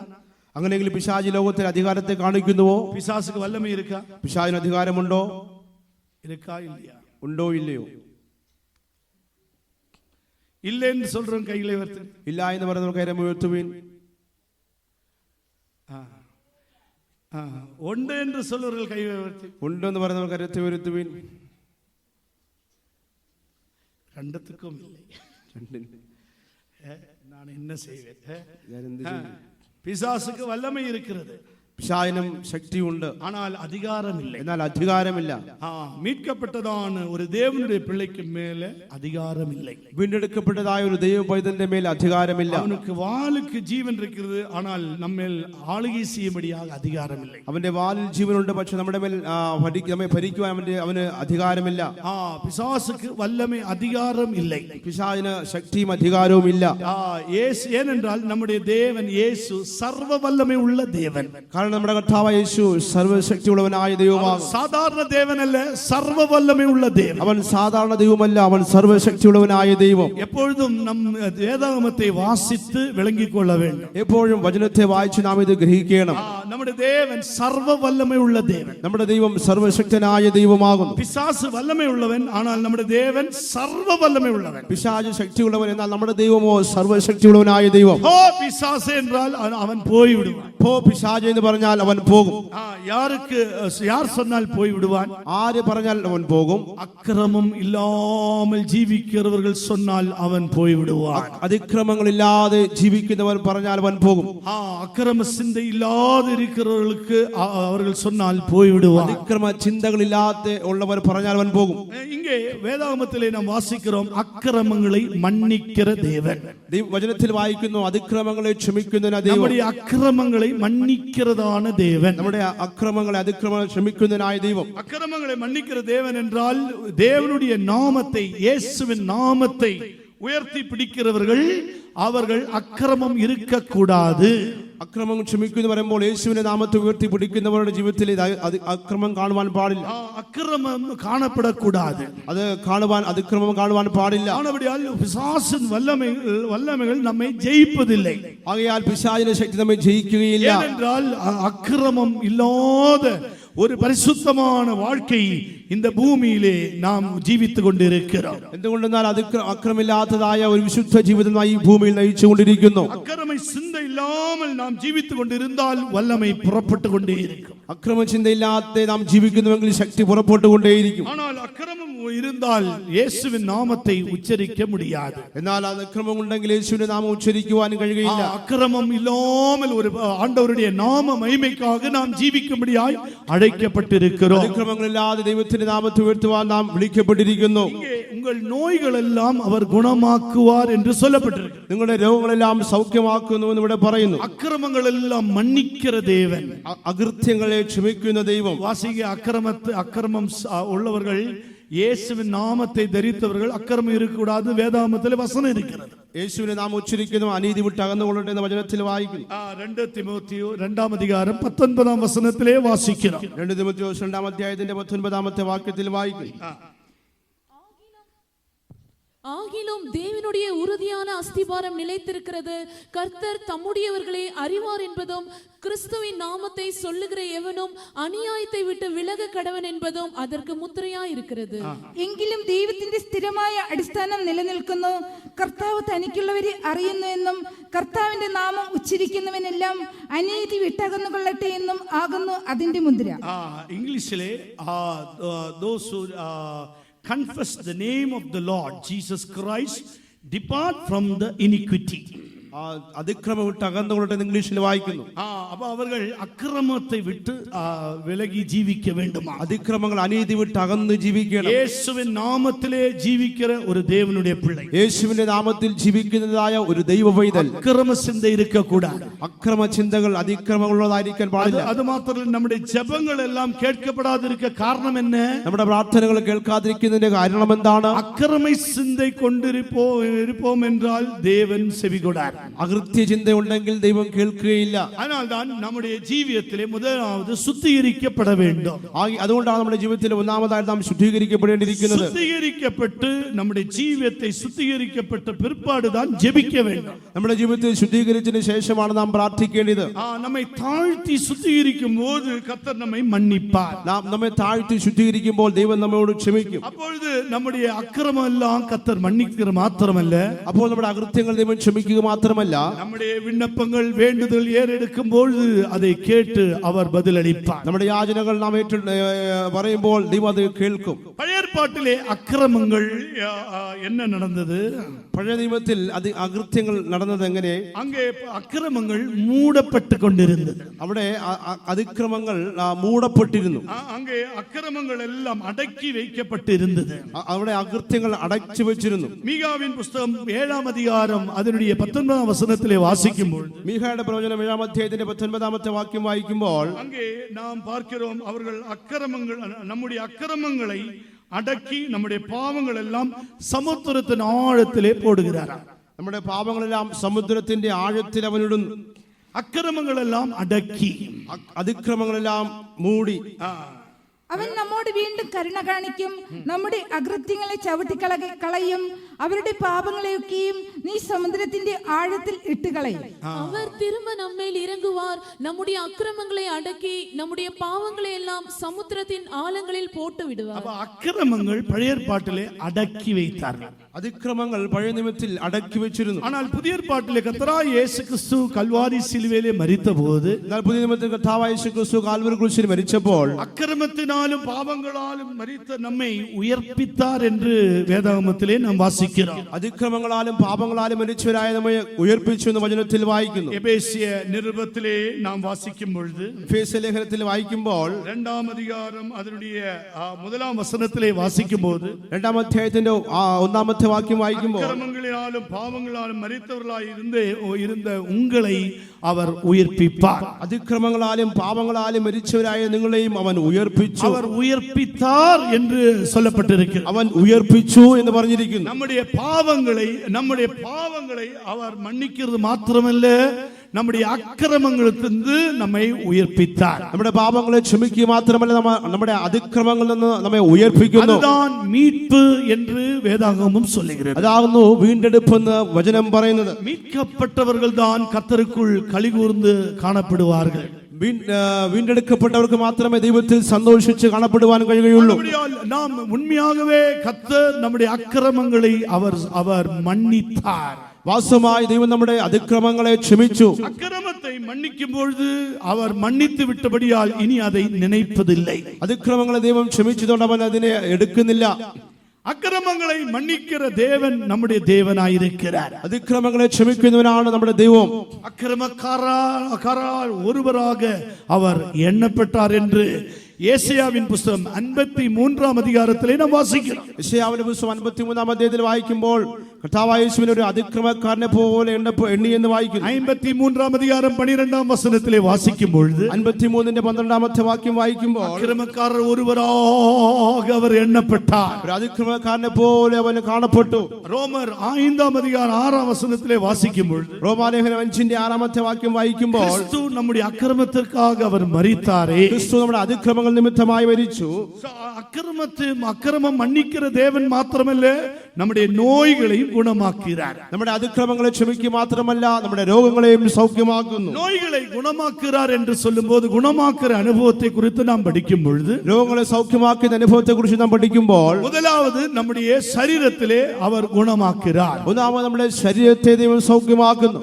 குணமாக்குற வல்லமை அவருக்குள் இருக்கிறது. സൗഖ്യമാക്കുന്ന ശക്തി തനിക്കുള്ളിലുണ്ട്. இரண்டாவது நாம் படிக்கும் பொழுது, രണ്ടാമതായി നാം പഠിക്കുമ്പോൾ, நம்முடைய ஆத்துமாவை அவர் குணமாக்குகிறார். നമ്മുടെ ആത്മാവിനെ അവൻ സൗഖ്യമാക്കുന്നു. எப்படி நம்முடைய ஆத்துமாவை குணமாக்குகிறார்? എപ്രകാരം നമ്മുടെ ആത്മാവിനെ സൗഖ്യമാക്കുന്നു? 41 സങ്കീതം 4 വചനത്തിലെ വാസിക്കും പൊഴുது 41 സങ്കീർത്തനത്തിന്റെ 4-ാമത്തെ വാക്യം വായിക്കുമ്പോൾ அங்கே நாம் என்ன வாசிக்கிறோம்? അവിടെ നാം എന്ത് വായിക്കുന്നു? கர்த்தாவே, வாசிங்க. கர்த்தாவே என்மேல் இரக்கமாயிரும், உமக்கு விரோதமாய் பாவம் செய்தேன், என் ஆத்துமாவை குணமாக்கும் என்று நான் சொன்னேன். യഹോവേ, എന്നോട് കൃപ തോന്നി എന്നെ സൗഖ്യമാക്കണമേ, നിന്നോടല്ലോ ഞാൻ പാപം ചെയ്തത് എന്ന് ഞാൻ പറഞ്ഞു. இங்கே ஆத்துமாவை குணமாக்க வல்லமை உள்ளவர் நம்முடைய தேவன். ആത്മാവിനെ സൗഖ്യമാക്കുവാൻ ശക്തിയുള്ളവനാകുന്നു നമ്മുടെ ദൈവം. கர்த்தாவே என்மேல் இரக்கமாயிரும், കർത്താവേ എന്നോട് കൃപ തോന്നണമേ, உமக்கு விரோதமாக பாவம் செய்தேன். നിന്നോടല്ലോ ഞാൻ പാപം ചെയ്തത്. அதாவது ஆத்துமாவிலே பாவம் செய்தபடியால், ആത്മാവിൽ പാപം ചെയ്ത നിമിത്തമായിട്ട് ஆண்டவரே ஆத்துமாவை குணமாக்க வேண்டுமே. ദൈവമേ ആത്മാവിനെ സൗഖ്യമാക്കണമേ. மனிதனை தேவன் சிருஷ்டித்த போது മനുഷ്യനെ ദൈവം സൃഷ്ടിച്ചപ്പോൾ ஆவி மனதிலே வைத்தார், ആത്മാവിനെ മനസ്സിൽ വെച്ച്, ஆத்துமா இருதயத்திலே வைத்தார், ആത്മാവിനെ ഹൃദയത്തിൽ വെച്ചു, சரீரத்தையும் சிருஷ்டித்தார். ശരീരത്തെയും സൃഷ്ടിച്ചു. மனிதன் இப்பொழுது தேவனை அறிந்து கொண்ட பிற்பாடு മനുഷ്യൻ ദൈവത്തെ അറിഞ്ഞതിനു ശേഷം ஆவியிலே கர்த்தரை நோக்க வேண்டும், ആത്മാവിൽ ദൈവത്തെ കാണണം, இருதயத்திலே கர்த்தராய் இயேசு கிறிஸ்து வாசம் செய்ய வேண்டும், ഹൃദയത്തിൽ കർത്താവായ യേശുക്രിസ്തു വാസം ചെയ്യണം, சரீரத்திலே ஆண்டவரை மகிமைப்படுத்த வேண்டும். ശരീരം കൊണ്ട് ദൈവത്തെ മഹത്വപ്പെടുത്തണം. இந்த நோக்கத்தின்படிதான் கர்த்தர் மனிதனை பூமியிலே உருவாக்கினார். ഈ ഉദ്ദേശത്തോടു കൂടി ആകുന്നു ദൈവ മനുഷ്യനെ ഭൂമിയിൽ ഉരുവാക്കിയത്. ஆனால் பிசாசோ என்ன செய்கிறான்? എന്നാൽ പിശാച് എന്ത് ചെയ്തു? ஆத்துமாவுக்கு மரணத்தை கொண்டு வரும்படியாக விரும்புகிறான். ആത്മാവിൽ മരണത്തെ കൊണ്ടുവരുവാൻ നോക്കുന്നു. அதாவது இருதயத்திலே மரணத்தை கொண்டு வரும்படியாக விரும்புகிறான். ഹൃദയത്തിൽ മരണത്തെ കൊണ്ടുവരുവാൻ നോക്കുന്നു. இருதயத்திலே மரணம் என்றால் சொல்லும்போது அது ஆத்தும மரணம் என்று வேதாகமம் சொல்லுகிறது. ഹൃദയത്തിൽ മരണമെന്ന് പറയുമ്പോൾ അത് ആത്മാവിന്റെ മരണമെന്ന് പറയുന്നു. ஆத்தும மரணத்தை குறித்து நாம் படிக்கும் பொழுது, ആത്മാവിന്റെ മരണത്തെ കുറിച്ച് നാം പഠിക്കുമ്പോൾ, ஆத்துமாவிலே ஒரு மனிதனுக்கு மரணம் சம்பவிக்கும் பொழுது, ആത്മാവിൽ ഒരു മനുഷ്യന് മരണം സംഭവിക്കുമ്പോൾ அவன் தேவனை நேசிக்க முடியாது, അവൻ ദൈവത്തെ സ്നേഹിക്കുവാൻ കഴിയുകയില്ല. அவன் தேவனை நேசிக்க அவனால் கூடாத ஒரு காரியம். ദൈവത്തെ സ്നേഹിക്കാൻ അവന് അസാധ്യമായ ഒരു കാര്യമായി തീരുന്നു. இன்றைக்கு இரவு வேளையிலே உங்கள் ஆத்துமாவிலே மரணம் சம்பவித்து விட்டதா? ഈ സന്ധ്യാസമയത്ത് ഈ രാത്രിയിൽ നിങ്ങളുടെ ആത്മാവിൽ മരണം സംഭവിച്ചുവോ? எப்படி அதை விளங்கிக் கொள்ளலாம்? എങ്ങനെ അതിനെ മനസ്സിലാക്കുവാൻ எப்படி കഴിയും? அதை குறித்து நாம் புரிந்து கொள்ளலாம்? അതിനെക്കുറിച്ച് നാം എങ്ങനെ മനസ്സിലാക്കും? உன் ஆத்துமாவிலே மரணம் சம்பவித்தால், നിങ്ങളുടെ ആത്മാവിൽ മരണം സംഭവിച്ചാൽ தேவனுடைய வசனம் வார்த்தைகளை கேட்கும் பொழுது உனக்கு வெறுப்பாய் மாற்றும். ദൈവത്തിന്റെ വചനത്തെ കേൾക്കുമ്പോൾ നിങ്ങൾക്ക് വെറുപ്പുണ്ടാകും. ஆத்துமா மரணம் சம்பவித்த ஒரு நபருடைய அனுபவம் அப்படிதான் இருக்கும். ആത്മാവിൽ മരണം സംഭവിച്ച ഒരു വ്യക്തിയുടെ അനുഭവം അപ്രകാരമായിരിക്കും. ஆத்துமா மரணத்தை அடைந்த ஒரு நபருடைய அனுபவம், அவன் தேவ வார்த்தைகளை கேட்கும் பொழுது எழுந்து ஓடிக்கொண்டே இருப்பான். ആത്മാവിൽ മരണം സംഭവിച്ചതായ ഒരു മനുഷ്യന്റെ അവസ്ഥ ദൈവത്തിന്റെ വചനത്തെ കേൾക്കുമ്പോൾ എഴുന്നേറ്റ് ഓടിക്കളയും. நான் ஒரு கூட்டத்தை நடத்தி கொண்டிருந்தேன். ഞാൻ ഒരു മീറ്റിംഗ് നടത്തിക്കൊണ്ടിരുന്നു. திடீரென்று நான் அந்த கூட்டத்திலே ஒரு கோரஸை பாடினேன். പെട്ടെന്ന് ഞാൻ ആ കൂട്ടത്തിൽ ഒരു കോറസ് പാടി. அது ஒரு மரணப்பாட்டு. അതൊരു മരണപ്പാട്ടായിരുന്നു. தூத சங்கமாகவே என்னை எதிரேற்பான், ദൂതസംഘമാകവേ എന്നെ എതിരേൽക്കുവാൻ. அப்போ ஏறே நாளாய் ഞാൻ காத்து அந்த அனுபவத்தை பாடிக்கொண்டு இந்த தூத சங்கமாகவே பாடும்போது 5-6 பேர் எழுந்து ஓடிவிட்டார்கள். ഈ പാട്ട് പാടുമ്പോൾ 5-6 പേർ എഴുന്നേറ്റ് ഓടിക്കളഞ്ഞു. கூட்டம் முடித்த பிற்பாடு, കൂട്ടം തീർന്നതിന് ശേഷമായിട്ട് அந்த சகோதரர்களை கூப்பிட்டேன். ഈ സഹോദരന്മാരെ വിളിച്ചു. ஏன் எழுந்து ஓடினீர்கள்? എന്തുകൊണ്ട് എഴുന്നേറ്റ് പോയി? ஐயோ மரண பயம், எழுந்து ஓடிவிட்டோம். நீங்கள் அந்த சாவு பாட்டு பாடினீர்களே. മരണഭയ നിമിത്തമായി നിങ്ങൾ ആ മരണപ്പാട്ട് പാടിവിട്ടല്ലോ. இன்றைக்கும் மனிதர்கள் அப்படிதான். ഇന്ന് മനുഷ്യർ അപ്രകാരമാണ്. தேவசமூகத்தை வந்து ஒரு சாவு பாட்டு பாடுங்க, இது என்ன உபதேசிக்கு? ദൈവത്തിന് വരുമ്പോൾ മരണപ്പാട്ട് പാടും. എന്താ ഉപദേശിക്കുക? அவர் நல்லதான் இருந்தார், നന്നായിട്ടല്ലേ വരുന്നത്.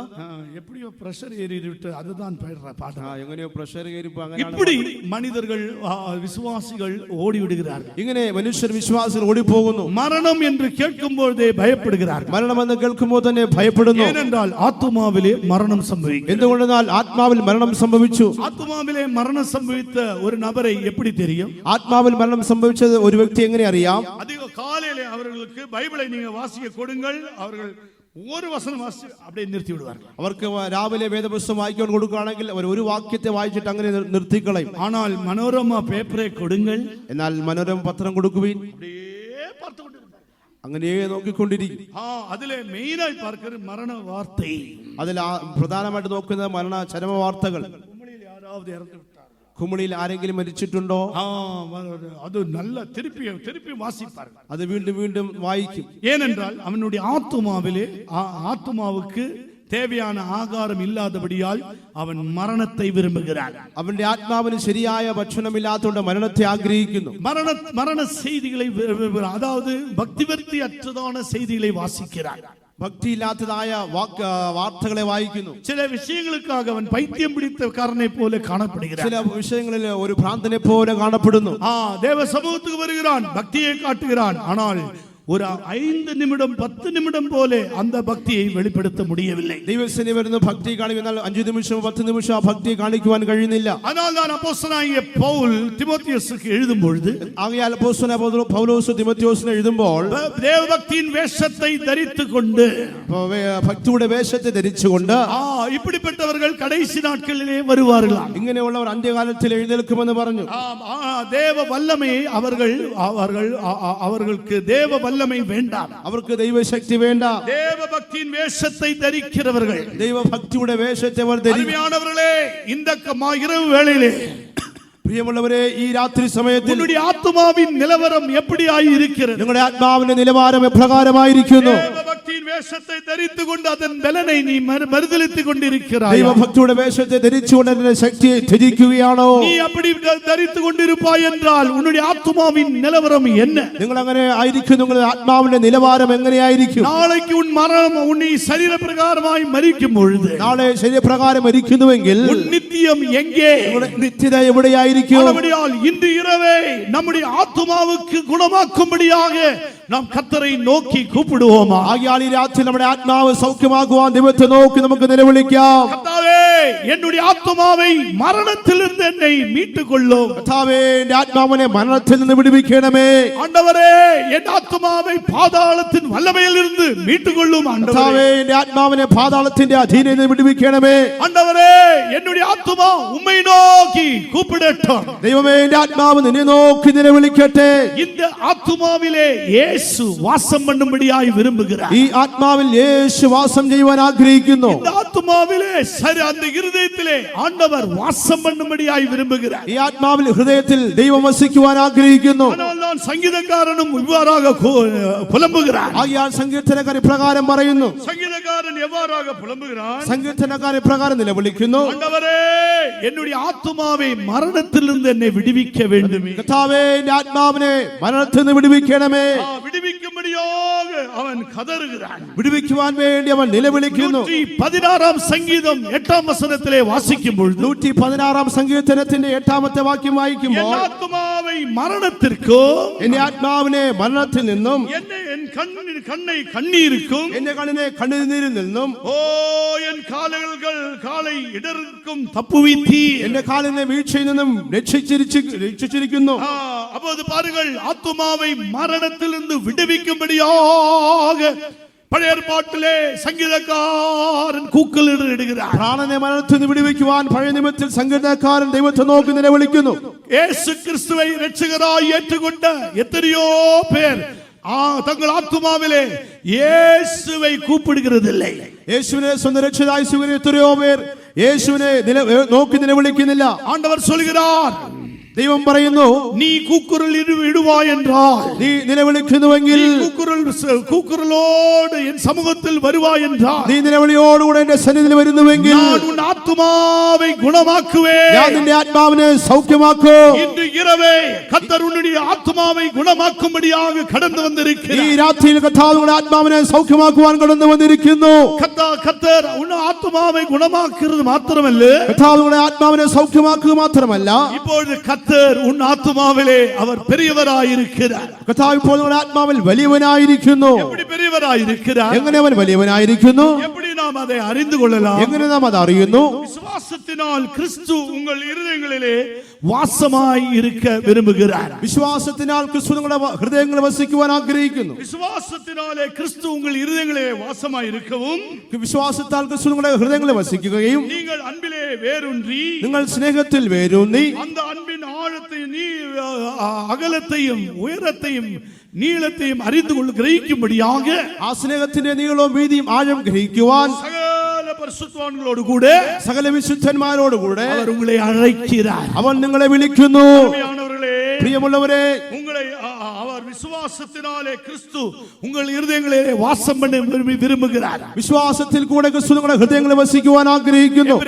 എഫേസ്യ നിരുപം 3-ാം അധ്യായം 17-ാം വചനത്തിലെ அதை வாசிக்கிறோம். എഫേസ്യലേഖനം 3-ാം അധ്യായത്തിന്റെ 17-ാമത്തെ വാക്യത്തിൽ നാം അത് വായിക്കുന്നു. கிறிஸ்து நம்ம இருதயங்களிலே வாசம் பண்ணும்போது, ക്രിസ്തു നമ്മുടെ ഹൃദയങ്ങളിൽ വസിക്കുമ്പോൾ, இருதயத்திலே கிறிஸ்து நம்முடைய விசுவாசத்தினால் இருதயங்களிலே வாசம் பண்ணும்போது, വിശ്വാസത്തിനാൽ ക്രിസ്തു നമ്മുടെ ഹൃദയത്തിൽ വസിക്കുമ്പോൾ என்ன സംഭവിக்கிறது? എന്ത് സംഭവിക്കുന്നു? அன்பிலே வேரூன்றி காணப்படுகிறாய். സ്നേഹത്തിൽ വേരൂന്നി നാം കാണപ്പെടുന്നു. அன்பிலே வேரூன்றி காணப்படுகிறது மாத்திரமல்ல, நிலை நிற்கிற அனுபவத்தையும் காணப்படுகிறது.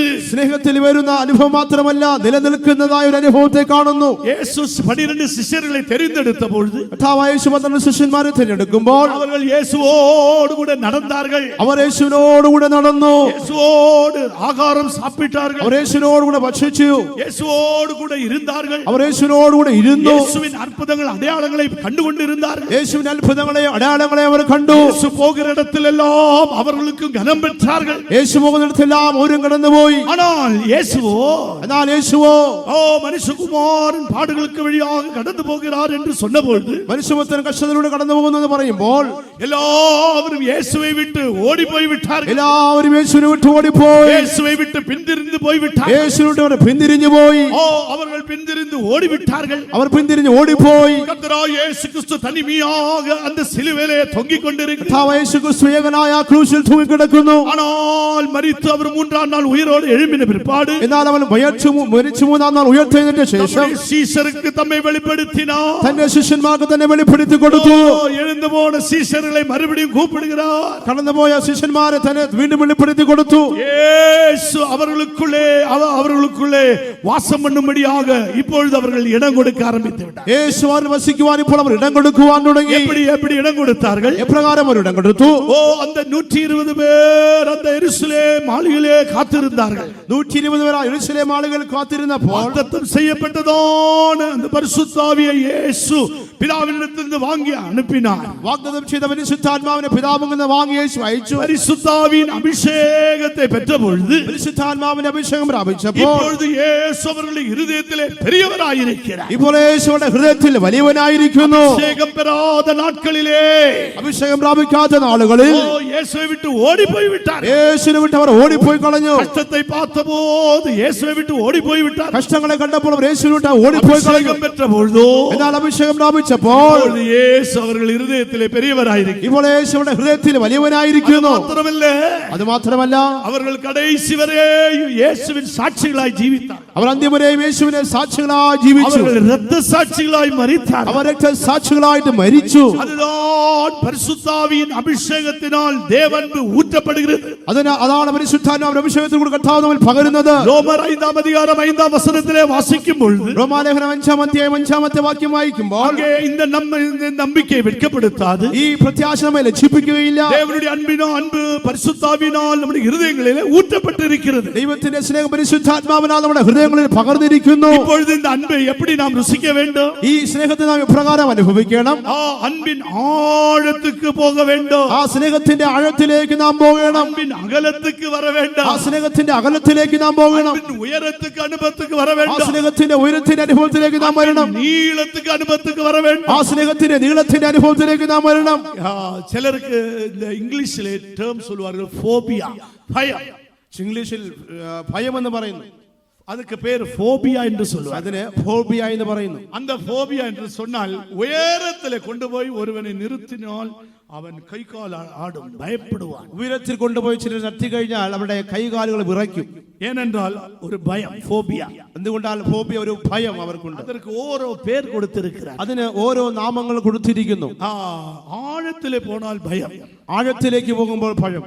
ரொம்ப தூரம் பிரயாணம் பண்ணுகிறது பயம், അധിക ദൂരം യാത്ര ചെയ്യുന്നത് ഭയം. திடீரென்று നമ്മുടെ വീട്ടിലെ ഒരു 30 பேர் வந்தால் அவ்வளவுதான், பிபி எல்லாம் டவுன் ஆகும். இவங்களுக்கு போய் நான் எப்படி டீ சாப்பிடுவேன்? പെട്ടെന്ന് നമ്മുടെ വീട്ടിൽ ഒരു 30 വരികയാണെങ്കിൽ BP എല്ലാം കുറഞ്ഞു പോകുന്നു. അയ്യോ ഇவ்வளவு പേർക്ക് ഞാൻ எப்படி டீ போட்டு கொடுப்பேன்? ഇവർക്ക് ഇത്രയും പേർക്ക് ഞാൻ എങ്ങനെ ചായ ഇട്ട് കൊടുക്കും? ஏனென்றால் அவர்கள் இருதயம் அது விசாலமாகவில்லை. കാരണം അവരുടെ ഹൃദയത്തിൽ വിശാലതയില്ല, அந்த அன்பு இல்லை, ആ സ്നേഹമില്ല. ஆனால் இயேசு கிறிஸ்து விசுவாசத்தினால் உங்கள் இருதயங்களிலே வாசம் பண்ணும்போது, എന്നാൽ യേശു ക്രിസ്തു വിശ്വാസത്താൽ നിങ്ങളുടെ ഹൃദയങ്ങളിൽ വസിക്കുമ്പോൾ இப்பொழுது என்ன സംഭവിக்கிறது? ഇപ്പോൾ എന്ത് സംഭവിക്കുന്നു? அந்த அன்பிலே வேரூன்றி, ആ സ്നേഹത്തിൽ വേരൂന്നി, அந்த അൻപിலே നിലനിൽக்கிறார். ആ സ്നേഹത്തിൽ നിലനിന്നു. എല്ലാ വിധமான കഷ്ടങ്ങൾ, പാടുകൾ, നിന്ദകൾ എല്ലാം വന്നാലും യേശുവുക്കാக സഹിத்து கொண்டிருக்கிறார். ഏത് വിധമായ കഷ്ടങ്ങളും നിന്ദകളും പാടുകളും വന്നാലും യേശുവിനായി സഹിക്കുന്നു. எப்படி സഹിக்கிறார்கள்? എപ്രകാരം സഹിക്കുന്നു? സകല പരിശുദ്ധവാന്കളോട് ചേർന്ന് സഹിக்கிறார். സകല വിശുദ്ധന്മാരോടും ചേർന്ന് സഹിക്കുന്നു.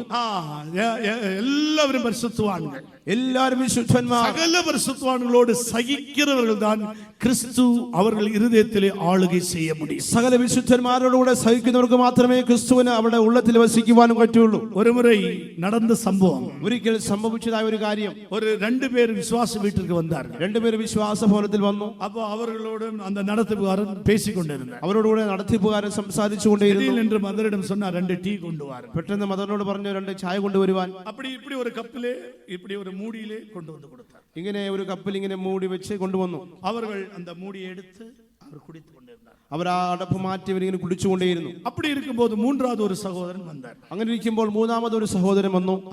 அந்த சகோதரன் வந்து உட்கார்ந்த போது, ആ സഹോദരൻ വന്നിരിക്കുമ്പോൾ திருப்பியும் கூப்பிட்டார் அந்த பிரதர், மதர் ஒரு டீ கூட கொண்டு வாங்க. വീണ്ടും ആ സഹോദരൻ വിളിച്ചു, മദറെ ഒരു ചായ കൂടെ കൊണ്ടുവരിക. எப்படியோ அந்த டீ போட்டதிலே கொஞ்சம் இருந்த டீ அதை சீக்கிரம் ஊற்றி மூடி போடாத കപ്പോട് ഓടി വന്നാர்கள். അവിടെ ചായ ഇട്ടിന്റെ ബാക്കി വന്ന ചായ ഒരു കപ്പിൽ ഒഴിച്ച് മൂടി അടപ്പില്ലാതെ വീണ്ടും കൊണ്ടുവന്ന് കൊടുത്തു. அந்த மூன்றாவது நபரிடம், ആ മൂന്നാമത്തെ വ്യക്തിക്ക് കൊണ്ടുപോയി കൊടുത്തു. அவர் ஒன்றும் சொல்லவில்லை, அங்கே இங்கே பார்த்து குடிച്ചു. ആ വ്യക്തി ഒന്നും പറയില്ല, അങ്ങ് നോക്കി അത് കുടിച്ചു. மறுபடியும் பார்த்து கொண்டே குடிച്ചു.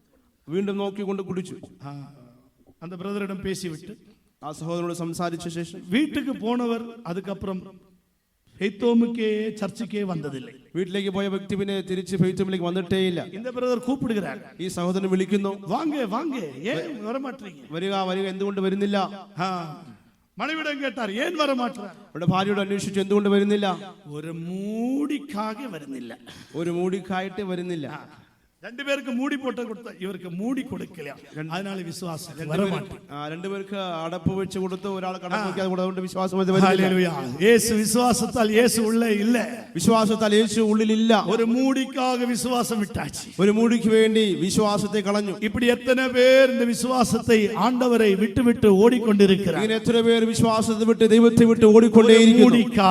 ഒരു അടപ്പിന് വേണ്ടി, താങ്കൾ சொன்ன കാര്യം നടക്കാதபடி, തങ്ങൾ പറഞ്ഞ കാര്യം നടക്കാൻ സാധിക്കാത്ത നിമിത്തം, താങ്കൾ ചിന്തിക്കുന്ന കാര്യം നടക്കാதபடி, തങ്ങൾ ചിന്തിച്ചതായ കാര്യം നടക്കാതെ വന്ന നിമിത്തമായിട്ട് ആണ്ടവരെ വിട്ട് ഉപദേശത്തെ വിട്ട് സത്യത്തെ വിട്ട് ഓടിക്കൊണ്ടിരിക്കുന്നു. ദൈവത്തെ വിട്ട് ഉപദേശത്തെ വിട്ട് സത്യത്തെ വിട്ട് ഇങ്ങനെ ഓടിക്കൊണ്ടേയിരിക്കുന്നു. ക്രിസ്തു ഉങ്ങൾ ഹൃദയത്തിലെ വിശ്വാസത്തിൽ ആവാസമായിരിക്കുമ്പോൾ, ക്രിസ്തു വിശ്വാസത്താൽ നിങ്ങളുടെ ഹൃദയങ്ങളിൽ വസിക്കുമ്പോൾ, നിങ്ങൾ അൻപിലേ വേരൂന്നി, നിങ്ങൾ സ്നേഹത്തിൽ വേരൂന്നി നിലനിന്നവരായി നിലനിന്നവരായിട്ട് സകല പരിശുദ്ധവാന്കളോട് കൂടി அந்த അൻപിൻ ആഴം നീളം ഉയരം അകലത്തെ ഗ്രഹിക്ക வேண்டும். സകല വിശുദ്ധന്മാരോടുകൂടെ ചേർന്നുകൊണ്ട് ആ സ്നേഹത്തിന്റെ നീളം വീതി ആഴം ഉയരത്തെ ഗ്രഹിക്കണം. அதனால்தான் இயேசு சொன்னார், അതുകൊണ്ടാണ് യേശു പറഞ്ഞത്, ഒരുവൻ ഉന്നെ ബലവന്തமாக ഒരു മൈൽ ഉന്നെ അழைத்து கொண்டு പോனால் 2 മൈൽ അവനോട് കൂടെ പോ. ഒരുവൻ നിന്നെ ഒരു നാഴിക ക്ഷണിച്ചാൽ അവനോട് 2 നാഴിക നീ പോകാം. അതായത് യേശു சொன்ன പാഠം என்ன?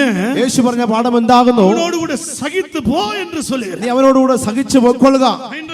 இன்றைக்கு மனித சமுதாயத்திலே சகிப்புத்தன்மை இல்லாதவர்களாய் இருக்கிறார். എന്നാൽ ഇന്ന് മനുഷ്യ സമൂഹത്തിൽ സഹിക്കുന്ന അനുഭവം ഇല്ലാതിരിക്കുന്നു. ആത്മാവിലെ മരണം സംഭവിച്ചാൽ, ആത്മാവിൽ മരണം സംഭവിച്ചുവെങ്കിൽ எப்படி നീ ഗുണമാവാய்? എങ്ങനെ നീ സുഖമാകും? ആത്മാവിലെ മരണം സംഭവിച്ചാൽ നീ എന്നെ ചെയ്യ വേണ്ട. ആത്മാവിൽ മരണം സംഭവിച്ചാൽ നീ എന്തു ചെയ്യണം? ഇത് കൃപയിൻ കാലം, ഇത് കൃപയുടെ കാലം. இந்த கிருபையின் காலத்திலே, ഈ കൃപായുഗത്തിൽ ആണ്ടവരേ ആത്മാവിലെ മരണം സംഭവിച്ചിരിക്കുന്നു. കർത്താവേ, എന്റെ ആത്മാവിൽ മരണം സംഭവിച്ചിരിക്കുന്നു. സ്തോത്രം பண்ண முடியவில்லை, എന്നെ കൊണ്ട് സ്തോത്രം ചെയ്യുവാൻ കഴിയുന്നില്ല. 10 നിമിഷം ജപിക്ക முடியறதில்லை, എന്നെ കൊണ്ട് 10 മിനിറ്റ് പ്രാർത്ഥിക്കാൻ പറ്റുന്നില്ല.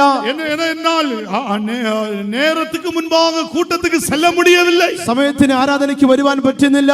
യേശുവെ നേസിக்க முடியறதில்லை, യേശുവിനെ സ്നേഹിക്കുവാൻ കഴിയുന്നില്ല. இந்த நிலவரத்திலே உன்னுடைய ஜீவியம் காணப்படும் என்றால், ഈ ഈ അവസ്ഥയിൽ നിങ്ങളുടെ ജീവിതം കാണപ്പെടുന്നുവെങ്കിൽ இந்த ராத்திரி வேளையிலே ഈ രാത്രി വേളയിൽ நம்முடைய கர்த்தராയ இயேசு கிறிஸ்து നമ്മുടെ കർത്താവായ യേശു ക്രിസ്തു உன் ஆத்துமாவை குணப்படுத்தும்படியாய் குணமாக்கும்படியாய் அவர் உலாவிக் கொண்டிருக்கிறார். നിങ്ങളുടെ ആത്മാവിനെ സൗഖ്യമാക്കുവാൻ അവർ നമ്മുടെ മധ്യേ ഉലാവിക്കൊണ്ടിരിക്കുന്നു. முகத்தை பார்த்து கொண்டிருக்கிறார். മനുഷ്യനോ മുഖത്തെ നോക്കിക്കൊണ്ടിരിക്കുന്നു. நம்முடைய தேவனோ இருதயத்தை பார்த்து கொண்டிருக்கிறார். എന്നാൽ നമ്മുടെ ദൈവമോ നമ്മുടെ ഹൃദയത്തെ നോക്കിക്കൊണ്ടേയിരിക്കുന്നു. உன் இருதயத்திலே கூக்குரல் இடுவாய் என்றார். നിങ്ങളുടെ ഹൃദയത്തിൽ നിങ്ങൾ നിലവിളിക്കുന്നുവെങ്കിൽ രാത്രി വേളയിലെ உன்னுடைய ஆத்துமாவை குணமாக்க விரும்புகிறார். നിങ്ങളുടെ ആത്മാവിനെ ഈ രാത്രിയിൽ സൗഖ്യമാക്കുവാൻ ആഗ്രഹിക്കുന്നു. അടുത്തதாக നാം பார்க்கும்போது உடைந்த நொறுங்குண்ட இருதயத்தை அவர் பார்த்து கொண்டிருக்கிறார். അടുത്തതായി തകർന്ന നുറുങ്ങിയമായ ഹൃദയത്തെ ദൈവം നോക്കിക്കൊണ്ടിരിക്കുന്നു. அந்த இருதயத்தை குணமாக்க விரும்புகிறார். ആ ഹൃദയത്തെ ദൈവം സൗഖ്യമാക്കുവാൻ ആഗ്രഹിക്കുന്നു. அந்த ஜீவியத்தை மறுபடியும் புதுப்பிக்கும்படியாய் விரும்புகிறார். ജീവിതത്തെ ദൈവം വീണ്ടും പുതുപ്പിക്കുവാൻ ആഗ്രഹിക്കുന്നു. എത്രയോ വർഷങ്ങൾക്ക് മുൻപാக നീ ഉടൈந்த പാത്രമായി இருக்கிறாய். എത്രയോ വർഷങ്ങൾക്ക് മുമ്പായിട്ട് നീ ഉടഞ്ഞ പാത്രമായി കാണപ്പെടുന്നു. இப்பொழுதெல்லாம் ஆண்டவர் சமூகத்தில் வந்து கொண்டு போய் கொண்டிருக்கிறாய். ஆனால் உன்னுடைய நிலவரம் ஒரு பூஜ்யமாய் காணப்படுகிறது. ദൈവസന്നിധി വരികയും പോവുകയും ചെയ്യുന്നെങ്കിലും നിങ്ങളുടെ ജീവിതം ദൈവസന്നിധിയിൽ ശൂന്യമായിരിക്കും. അതിനാൽ தான் சங்கீதக்காரன் இவ்வாறு சொல்லுகிறார். ആകയാൽ സങ്കീർത്തനക്കാരൻ പ്രകാരം പറയുന്നു, 31 സംഗീതം അതിനുடைய 10ഉം 12ഉം വസനങ്ങൾ മാത്രം വാസിക്കുക. 31 സങ്കീർത്തനത്തിന്റെ 10-11 വാക്യത്തെ വായിക്കും. എന്റെ ആയുസ് ദുഃഖം കൊണ്ടും എന്റെ സംവത്സരങ്ങൾ നെടുവീർപ്പ് കൊണ്ടും കഴിഞ്ഞു പോയിരിക്കുന്നു. എന്റെ അകൃത്യ നിമിത്തം എന്റെ ബലം ക്ഷീണിച്ചും എന്റെ അസ്ഥികൾ ക്ഷയിച്ചുമിരിക്കുന്നു. എന്റെ സകല വൈരികളാലും ഞാൻ നിന്ദിതനായി തീർന്നു. എന്റെ അയൽക്കാർക്ക് 12ാം വസനം, മരിച്ചുപോയതിനെ പോലെ എന്നെ മറന്നു കളഞ്ഞിരിക്കുന്നു. ഞാൻ ഒരു ഉടഞ്ഞ പാത്രം പോലെ ആയിരിക്കുന്നു. செத்தவனை போல எல்லாராலும் முழுவதும் மறக்கப்பட்டேன், உடைந்த பாத்திரத்தை போல் ஆனேன். 12ாம் வசனம், என் பிராணன் சஞ்சலத்தினாலும் என் வருஷங்கள் தவிப்பினாலும் கலைந்து போயிற்று. என் அக்கிரமத்தினாலே என் பலன் குறைந்து என் எலும்புகள் உலர்ந்து போயிற்று. என் அக்கிரமத்தினாலே பலன் குறைந்து என் எலும்புகள் உலர்ந்து போயிற்று. എന്റെ അകൃത്യ നിമിത്തം എന്റെ ബലം ക്ഷീണിച്ചും എന്റെ അസ്ഥികൾ ക്ഷയിച്ചുമിരിക്കുന്നു. 31ാം സംഗീതം 12ാം വസനത്തിലെ നാം വാസിക്കുമ്പോൾ 31 സങ്കീർത്തനത്തിന്റെ 12ാമത്തെ വാക്യം വായിക്കുമ്പോൾ, ഞാൻ ഒരു ഉടൈந்த പാത്രത്തെ പോൽ ആയിവിട്ടു. ഞാൻ ഒരു ഉടഞ്ഞ പാത്രം പോലെ ആയിരിക്കുന്നു. ഇன்றைக்கு இரவு உங்கள் வாழ்க்கையிலே சிந்தித்துக் கொள்ளுங்கள். ഇന്ന് രാത്രിയിൽ നിങ്ങളുടെ ജീവിതത്തെ കുറിച്ച് ചിന്തിച്ചു കൊള്ളുവിൻ. ഉടൈந்த പാത്രത്തെ പോലെ ദൈവ സമൂഹത്തിൽ വന്നിരിപ്പീர்கள் என்றால், ഉടഞ്ഞ പാത്രത്തെ പോലെ ദൈവസന്നിധിയിൽ വന്നിരിക്കുന്നുവെങ്കിൽ, ஆண்டவர் இன்று இரவு உன்னை செப்பனிடும்படியாக அதை சரி செய்யும்படியாய் விரும்புகிறார். കർത്താവ് ഇന്ന് രാത്രി കാലങ്ങളെ ക്രമപ്പെടുത്തുവാൻ ശരിയാക്കുവാൻ ആഗ്രഹിക്കുന്നു.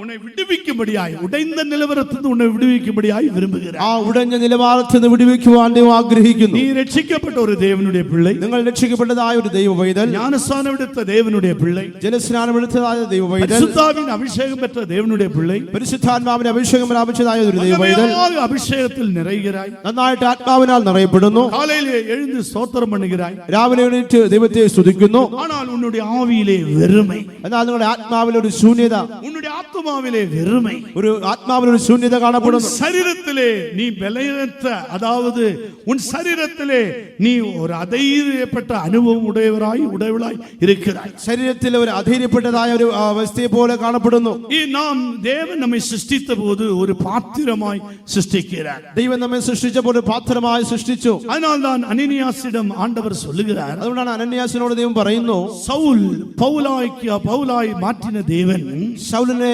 പൗലാക്കി മാറ്റുവാനായ ദൈവം, ആണ്ടവർ சொல்லுகிறார், இந்த സൗൽ ഉന്നിടത്തിൽ வரப்போகிறார், ഈ ശൗൽ നിന്റെ അടുക്കൽ വരുവാൻ പോകുന്നു. നീ അവനുക്ക് മനം തിരുമ്പുന്നതിന് ഏറ്റതാണ് വാർത്തകളെ കൊടു, നീ മാനസാന്തരത്തിന്റെ വചനങ്ങൾ അവന് കൊടുക്കുക. അവനുடைய കണ്ണുകളെ திறக்க வேண்டும், അവന്റെ കണ്ണുകളെ തുറക്കണം, അവൻ ഗുണമാക്ക வேண்டும், അവൻ സൗഖ്യമാകണം. அப்பொழுது இந்த அனனியா என்ன சொல்லுகிறார்? അപ്പോൾ അനന്യാസ് എന്ത് പറയുന്നു? ஆண்டவரே, ഇവൻ ക്രിസ്തുവിനുക്ക് വിരോധமாக ക്രിയ ചെയ്യുന്നവൻ, ദൈവമേ, ഇവൻ ക്രിസ്ത്യാനികൾക്ക് വിരോധമായി പ്രവർത്തിക്കുന്നവനാണ്, അധികാര പത്രത്തെ തരുகிறവൻ, അവന് കൊല ചെയ്യുവാനുള്ളതായ അധികാരപത്രമുണ്ട്. இப்படிப்பட்ட ஒருவனை நான் எப்படி ஏற்றுக்கொள்வது? ഇങ്ങനെയുള്ള ഒരു വ്യക്തിയെ ഞാൻ എങ്ങനെ സന്ദർശിക്കണം? ஆனால் ஆண்டவர் என்ன சொல்லுகிறார்? എന്നാൽ ദൈവം എന്ത് പറയുന്നു? അവൻ എൻ നാമത്തെ ധരിത്ത് എന്നാൽ തിരഞ്ഞെടുക്കപ്പെട്ട പാത്രം, അവൻ എന്റെ നാമം ധരിച്ച് എന്നാൽ തിരഞ്ഞെടുക്കപ്പെട്ട ഒരു പാത്രമാകുന്നു. തിരഞ്ഞെടുക്കപ്പെട്ട പാത്രം, തിരഞ്ഞെടുക്കപ്പെട്ടതായ ഒരു പാത്രം. ഇംഗ്ലീഷിലെ he is my chosen vessel, ഞാൻ തിരഞ്ഞെടുത്തതായ ഒരു പാത്രം, എന്നാൽ തിരഞ്ഞെടുക്കപ്പെട്ട പാത്രം, എന്നാൽ തിരഞ്ഞെടുക്കപ്പെട്ടതായ ഒരു പാത്രം. ஒவ்வொரு மனிதனுடைய ஆத்மா என்று சொல்லும்போது ஒரு பாத்திரம் போல இருக்கிறது. ഓരോ മനുഷ്യന്റെ ആത്മാവ് ഒരു പാത്രം പോലെ കാണപ്പെടുന്നു. என் பாத்திரம் நிரம்பி வழிகிறது என்று சங்கீதக்காரன் சொல்லி, എന്റെ പാത്രം നിറഞ്ഞു കവിയുന്നു എന്ന് സങ്കീർത്തനക്കാരൻ പറയുന്നു. പാനപാത്രത്തെ ഞാൻ சுமந்து கொண்டிருக்கிறேன் என்று சங்கீதக்காரன், രക്ഷയുടെ പാത്രത്തെ ഞാൻ ചുമക്കുന്നു എന്ന് സങ്കീർത്തനക്കാരൻ പറയുന്നു. மனிதன் என்று சொல்லும்போது ஒரு பாத்திரமாய் இருக்கிறார். മനുഷ്യൻ എന്ന് പറയുന്നത് പാത്രമായിരിക്കുന്നു. പുതിയ ഏർപ്പാട്ടിലും നാം തിമോത്തിയിൽ പുസ്തകത്തിലെ பார்க்கும் பொழுது, തിമോത്തിയോസിന്റെ ലേഖനത്തിൽ പുതിയ നിയമത്തിൽ നാം നോക്കുമ്പോൾ அங்கே பாத்திரங்களை குறித்து நாம் வாசிக்கிறோம். പാത്രങ്ങളെ കുറിച്ച് നാം கனமுள்ள பாத்திரம், ബലമുള്ള മാനപാത്രം, വീനமான പാത്രങ്ങൾ, ബലഹീനമായ പാത്രം. അങ്ങനെയല്ല. എന്നാൽ ഒരു വലിയ വീട്ടിൽ പൊന്നും വെള്ളിയും കൊണ്ടുള്ള എന്നാൽ ഒരു വലിയ വീട്ടിൽ പൊന്നും വെള്ളിയും കൊണ്ടുള്ള സാമാനങ്ങൾ മാത്രമല്ല, മരവും മണ്ണ് കൊണ്ടുള്ളവയും ഉണ്ട്. ചിലത് മാന്യകാര്യത്തിനും ചിലത് ഹീനകാര്യത്തിനും ഉപയോഗിക്കുന്നു. അതാ ഹീനകാര്യം, கனவீனமான பாத்திரம், சில ஹீனമായ പാത്രം. அப்போ தேவன் நம்மை தெரிந்து கொள்ளும்போது ஒரு பாத்திரமாய் நம்மை தெரிந்து கொள்கிறார். ദൈവം നമ്മെ തിരഞ്ഞെടുക്കുമ്പോൾ ഒരു പാത്രമായി തിരഞ്ഞെടുക്കുന്നു. பாத்திரமாய் தெரிந்து கொண்ட நம்மை, പാത്രമായി തിരഞ്ഞെടുക്കുന്നതായ നമ്മെ இப்பொழுது ஆண்டவர் ரட்சிப்பின் அனுபவத்தை, ஞானஸ்நானம் பெற்ற அபிஷேகம் பெற்ற நாட்கள்ல நம்ம ஆவியில வந்து காத்திருப்பது அந்த நிறைவு நமக்கு எப்போதும் வீட்டுக்கு போனாலும் அந்த நிறைவு இருந்து கொண்டே இருக்கும். രക്ഷിക്കപ്പെട്ട പരിശുദ്ധാത്മാവിനെ പ്രാപിച്ച കാത്തിരിപ്പുണ്ട് പോലെ ആരംഭ നാളുകൾ ഇങ്ങനെ ആത്മാവ് വീടുകളിൽ പോയാൽ ആത്മാവ് നിറഞ്ഞുകൊണ്ടേയിരിക്കും. വീട്ടിൽ പോയാലും ആവിൽ നിറഞ്ഞിട്ട്, വീട്ടിലെ ഭവനത്തിൽ പോയാൽ ആത്മാവ് നിറഞ്ഞുകൊണ്ടേയിരിക്കും. കൂട്ടം മുടിന്നാൽ ഭയങ്കര ബലനായിരിക്കും. ഞായറാഴ്ച ആരാധന കഴിഞ്ഞാൽ വലിയൊരു ബലമുണ്ടായിരിക്കും. വരുടങ്ങൾ ആണ പിற்பாடு, എന്നാൽ വർഷങ്ങൾ കഴിയുമ്പോൾ ആണ്ടവർ ഉനക്ക് அந்த പാത്രത്തെ തന്നിരിக்கிறார். ദൈവം നിങ്ങൾക്ക് ആ പാത്രത്തെ തന്നിരിക്കുന്നു. ഒരു നാൾ വരുമ്പോൾ அந்த പാത്രത്തെ അതുപോലെ നാം തിരിപ്പി செலுத்த வேண்டும். ഒരു ദിവസം വരുമ്പോൾ നാം അതിനെ തിരിച്ചു കൊടുക്കണം. இப்பொழுது இந்த பாத்திரம் உடைந்து காணப்படுகிறது. എന്നാൽ ഇപ്പോൾ ഈ പാത്രം ഉടഞ്ഞു കാണപ്പെടുന്നുവോ? അക്രമത്തിനാൽ ഉடைந்து காணப்படுகிறது. അതിക്രമങ്ങളാൽ ഉടഞ്ഞു കാണപ്പെടുന്നുവോ? அல்லது நீ மற்றவருடைய பிரச்சனையினால், விஷயத்தினால் நீ உடைந்து காணப்படுகிறாயா? അല്ലായെങ്കിൽ മറ്റുള്ള പ്രശ്നങ്ങളാൽ ഉടയ്ക്കപ്പെട്ടതായി കാണപ്പെടുന്നുവോ? ആദാമെ ദേവൻ സൃഷ്ടിച്ചാർ. ആദാമിനെ ദൈവം സൃഷ്ടിക്കുമ്പോൾ ഏവാളെ തുണയായി കൊടുത്താർ. ഹവ്വായെ തുണയായി നൽകി. ആദാമെ സൃഷ്ടിച്ചു, ഏവാളെ സൃഷ്ടിച്ചു തോട്ടത്തിലെ അവരെ வைத்தார். ആദാമിനെ ഹവ്വായെ സൃഷ്ടിച്ചു ആ തോട്ടത്തിലാക്കി. അവൾ அந்த புசிக்க கூடாத கனி எடுத்து புசித்தாள். ഭക്ഷിക്കുവാൻ പാടില്ലാത്തതായ ഫലത്തെ അവർ ഭക്ഷിച്ചു. അവനുക്കും കൊടുത്താർ. അവനും കൊടുത്തു. അവർ ഇരുവരും சாப்பிட்டார்கள். അവർ ഇരുവരും ഭക്ഷിച്ചു. തോട്ടത്തിൽ നിന്ന് ആണ്ടവർ വെളിയെ തള്ളിവിട്ടു. തോട്ടത്തിൽ നിന്ന് അവരെ പുറത്താക്കി. ആദാം என்ன சொல்கிறார்? ആദാം എന്ത് പറയുന്നു? നീ തന്ന സ്ത്രീ നിമിത്തം ഞാൻ இப்படி செய்ய வேண்டி வந்துவிட்டேன். നീ തന്ന സ്ത്രീ നിമിത്തമായി ഞാൻ ഇപ്രകാരം ചെയ്യേണ്ടി വന്നു. ഇതേപോലെ ഉങ്ങളുടെ வாழ்க்கையிலே, ഇതുപോലെ നിങ്ങളുടെ ജീവിതത്തിൽ யாரோ ஒரு பிரச்சனையில, ആരോ ഒരു പ്രശ്നത്തിൽ, சிலவேளை உன் மனைவியின் பிரச்சனையாயிருக்கலாம், ചിലപ്പോൾ നിങ്ങളുടെ ഭാര്യയുടെ പ്രശ്നമായിരിക്കാം, കടമനാരുടെ പ്രശ്നമായിരിക്കാം, ഭർത്താവിന്റെ പ്രശ്നമായിരിക്കാം, அல்லது பிள்ளைகளுடைய பிரச்சனையாയിരിക്കാം, മക്കളുടെ പ്രശ്നമായിരിക്കാം, அல்லது உங்க சொந்தக்காரരുടെ വഴിயாக പ്രശ്നങ്ങളായിരിക്കാം, നിങ്ങളുടെ സ്വന്തക്കാരുടെ പ്രശ്നമായിരിക്കാം. பிரச்சனைகள் வருது பாவமல்ல. പ്രശ്നങ്ങൾ വരുന്നത് ഒരു പാപമല്ല. பிரச்சனைகள் வருகிறது நம்மை சேதப்படுத்தும்படியாக அல்ல. പ്രശ്നങ്ങൾ നമ്മെ നശിപ്പിക്കുവാൻ വേണ്ടിയല്ല. ஆனால் അത് നിമിത്തം നീ ഉടൈந்த പാത്രമായി കാണപ്പെട്ടാൽ, എന്നാൽ അത് നിമിത്തമായി നിങ്ങൾ ഉടഞ്ഞ പാത്രമായി കാണപ്പെടുന്നു. ഉടൈந்து പോയിവിട്ടാൽ, നിന്റെ ജീവിതം ഉടഞ്ഞുപോയി, உன் வாழ்க்கை அது உடைந்த അനുഭവത്തിൽ കാണപ്പെടും என்றால், നിങ്ങളുടെ ജീവിതം ഉടയ്ക്കപ്പെട്ട അവസ്ഥയിൽ കാണപ്പെടുന്നുവെങ്കിൽ, அதற்கு பிற்பாடு நீ என் தேவ சமூகத்தில் வந்து என்ன ஆசீர்வாதம் பெற்றாலும், അതിനുശേഷം നിങ്ങൾ ദൈവസന്നിധിയിൽ അനുഗ്രഹം പ്രാപിച്ചാലും, அந்த உடைந்த അനുഭവത്തിലെ വായിലാக ആண்டവരുടെ ആശീർവാദം പോയിക്കൊണ്ടേ இருக்கும். ആ ഉടഞ്ഞ ഭാഗത്തിൽ കൂടെ ദൈവത്തിന്റെ അനുഗ്രഹങ്ങൾ പോയിക്കൊണ്ടേയിരിക്കും. என்னுடைய வாழ்க்கையிலே நான் பயங்கரமான ஒரு காரியத்தை சந்தித்தேன். ഞാൻ എന്റെ ജീവിതത്തിൽ ഒരു കാര്യത്തെ സന്ദർശിക്കുകയുണ്ടായി. நான் ஒன்றும் பேசவில்லை, ഞാനൊന്നും സംസാരിച്ചില്ല, சண்டை போடவில்லை, ഞാൻ വഴക്കുണ്ടാക്കിയില്ല, எதிர்ப்பு தெரிவிக்கவே, ഞാൻ എതിർപ്പ് അറിയിച്ചില്ല. பயங்கரமாக என்னை தாழ்த்தி விட்டார். എന്നെ ഭയങ്കരമായി താഴ്ത്തി കളഞ്ഞു.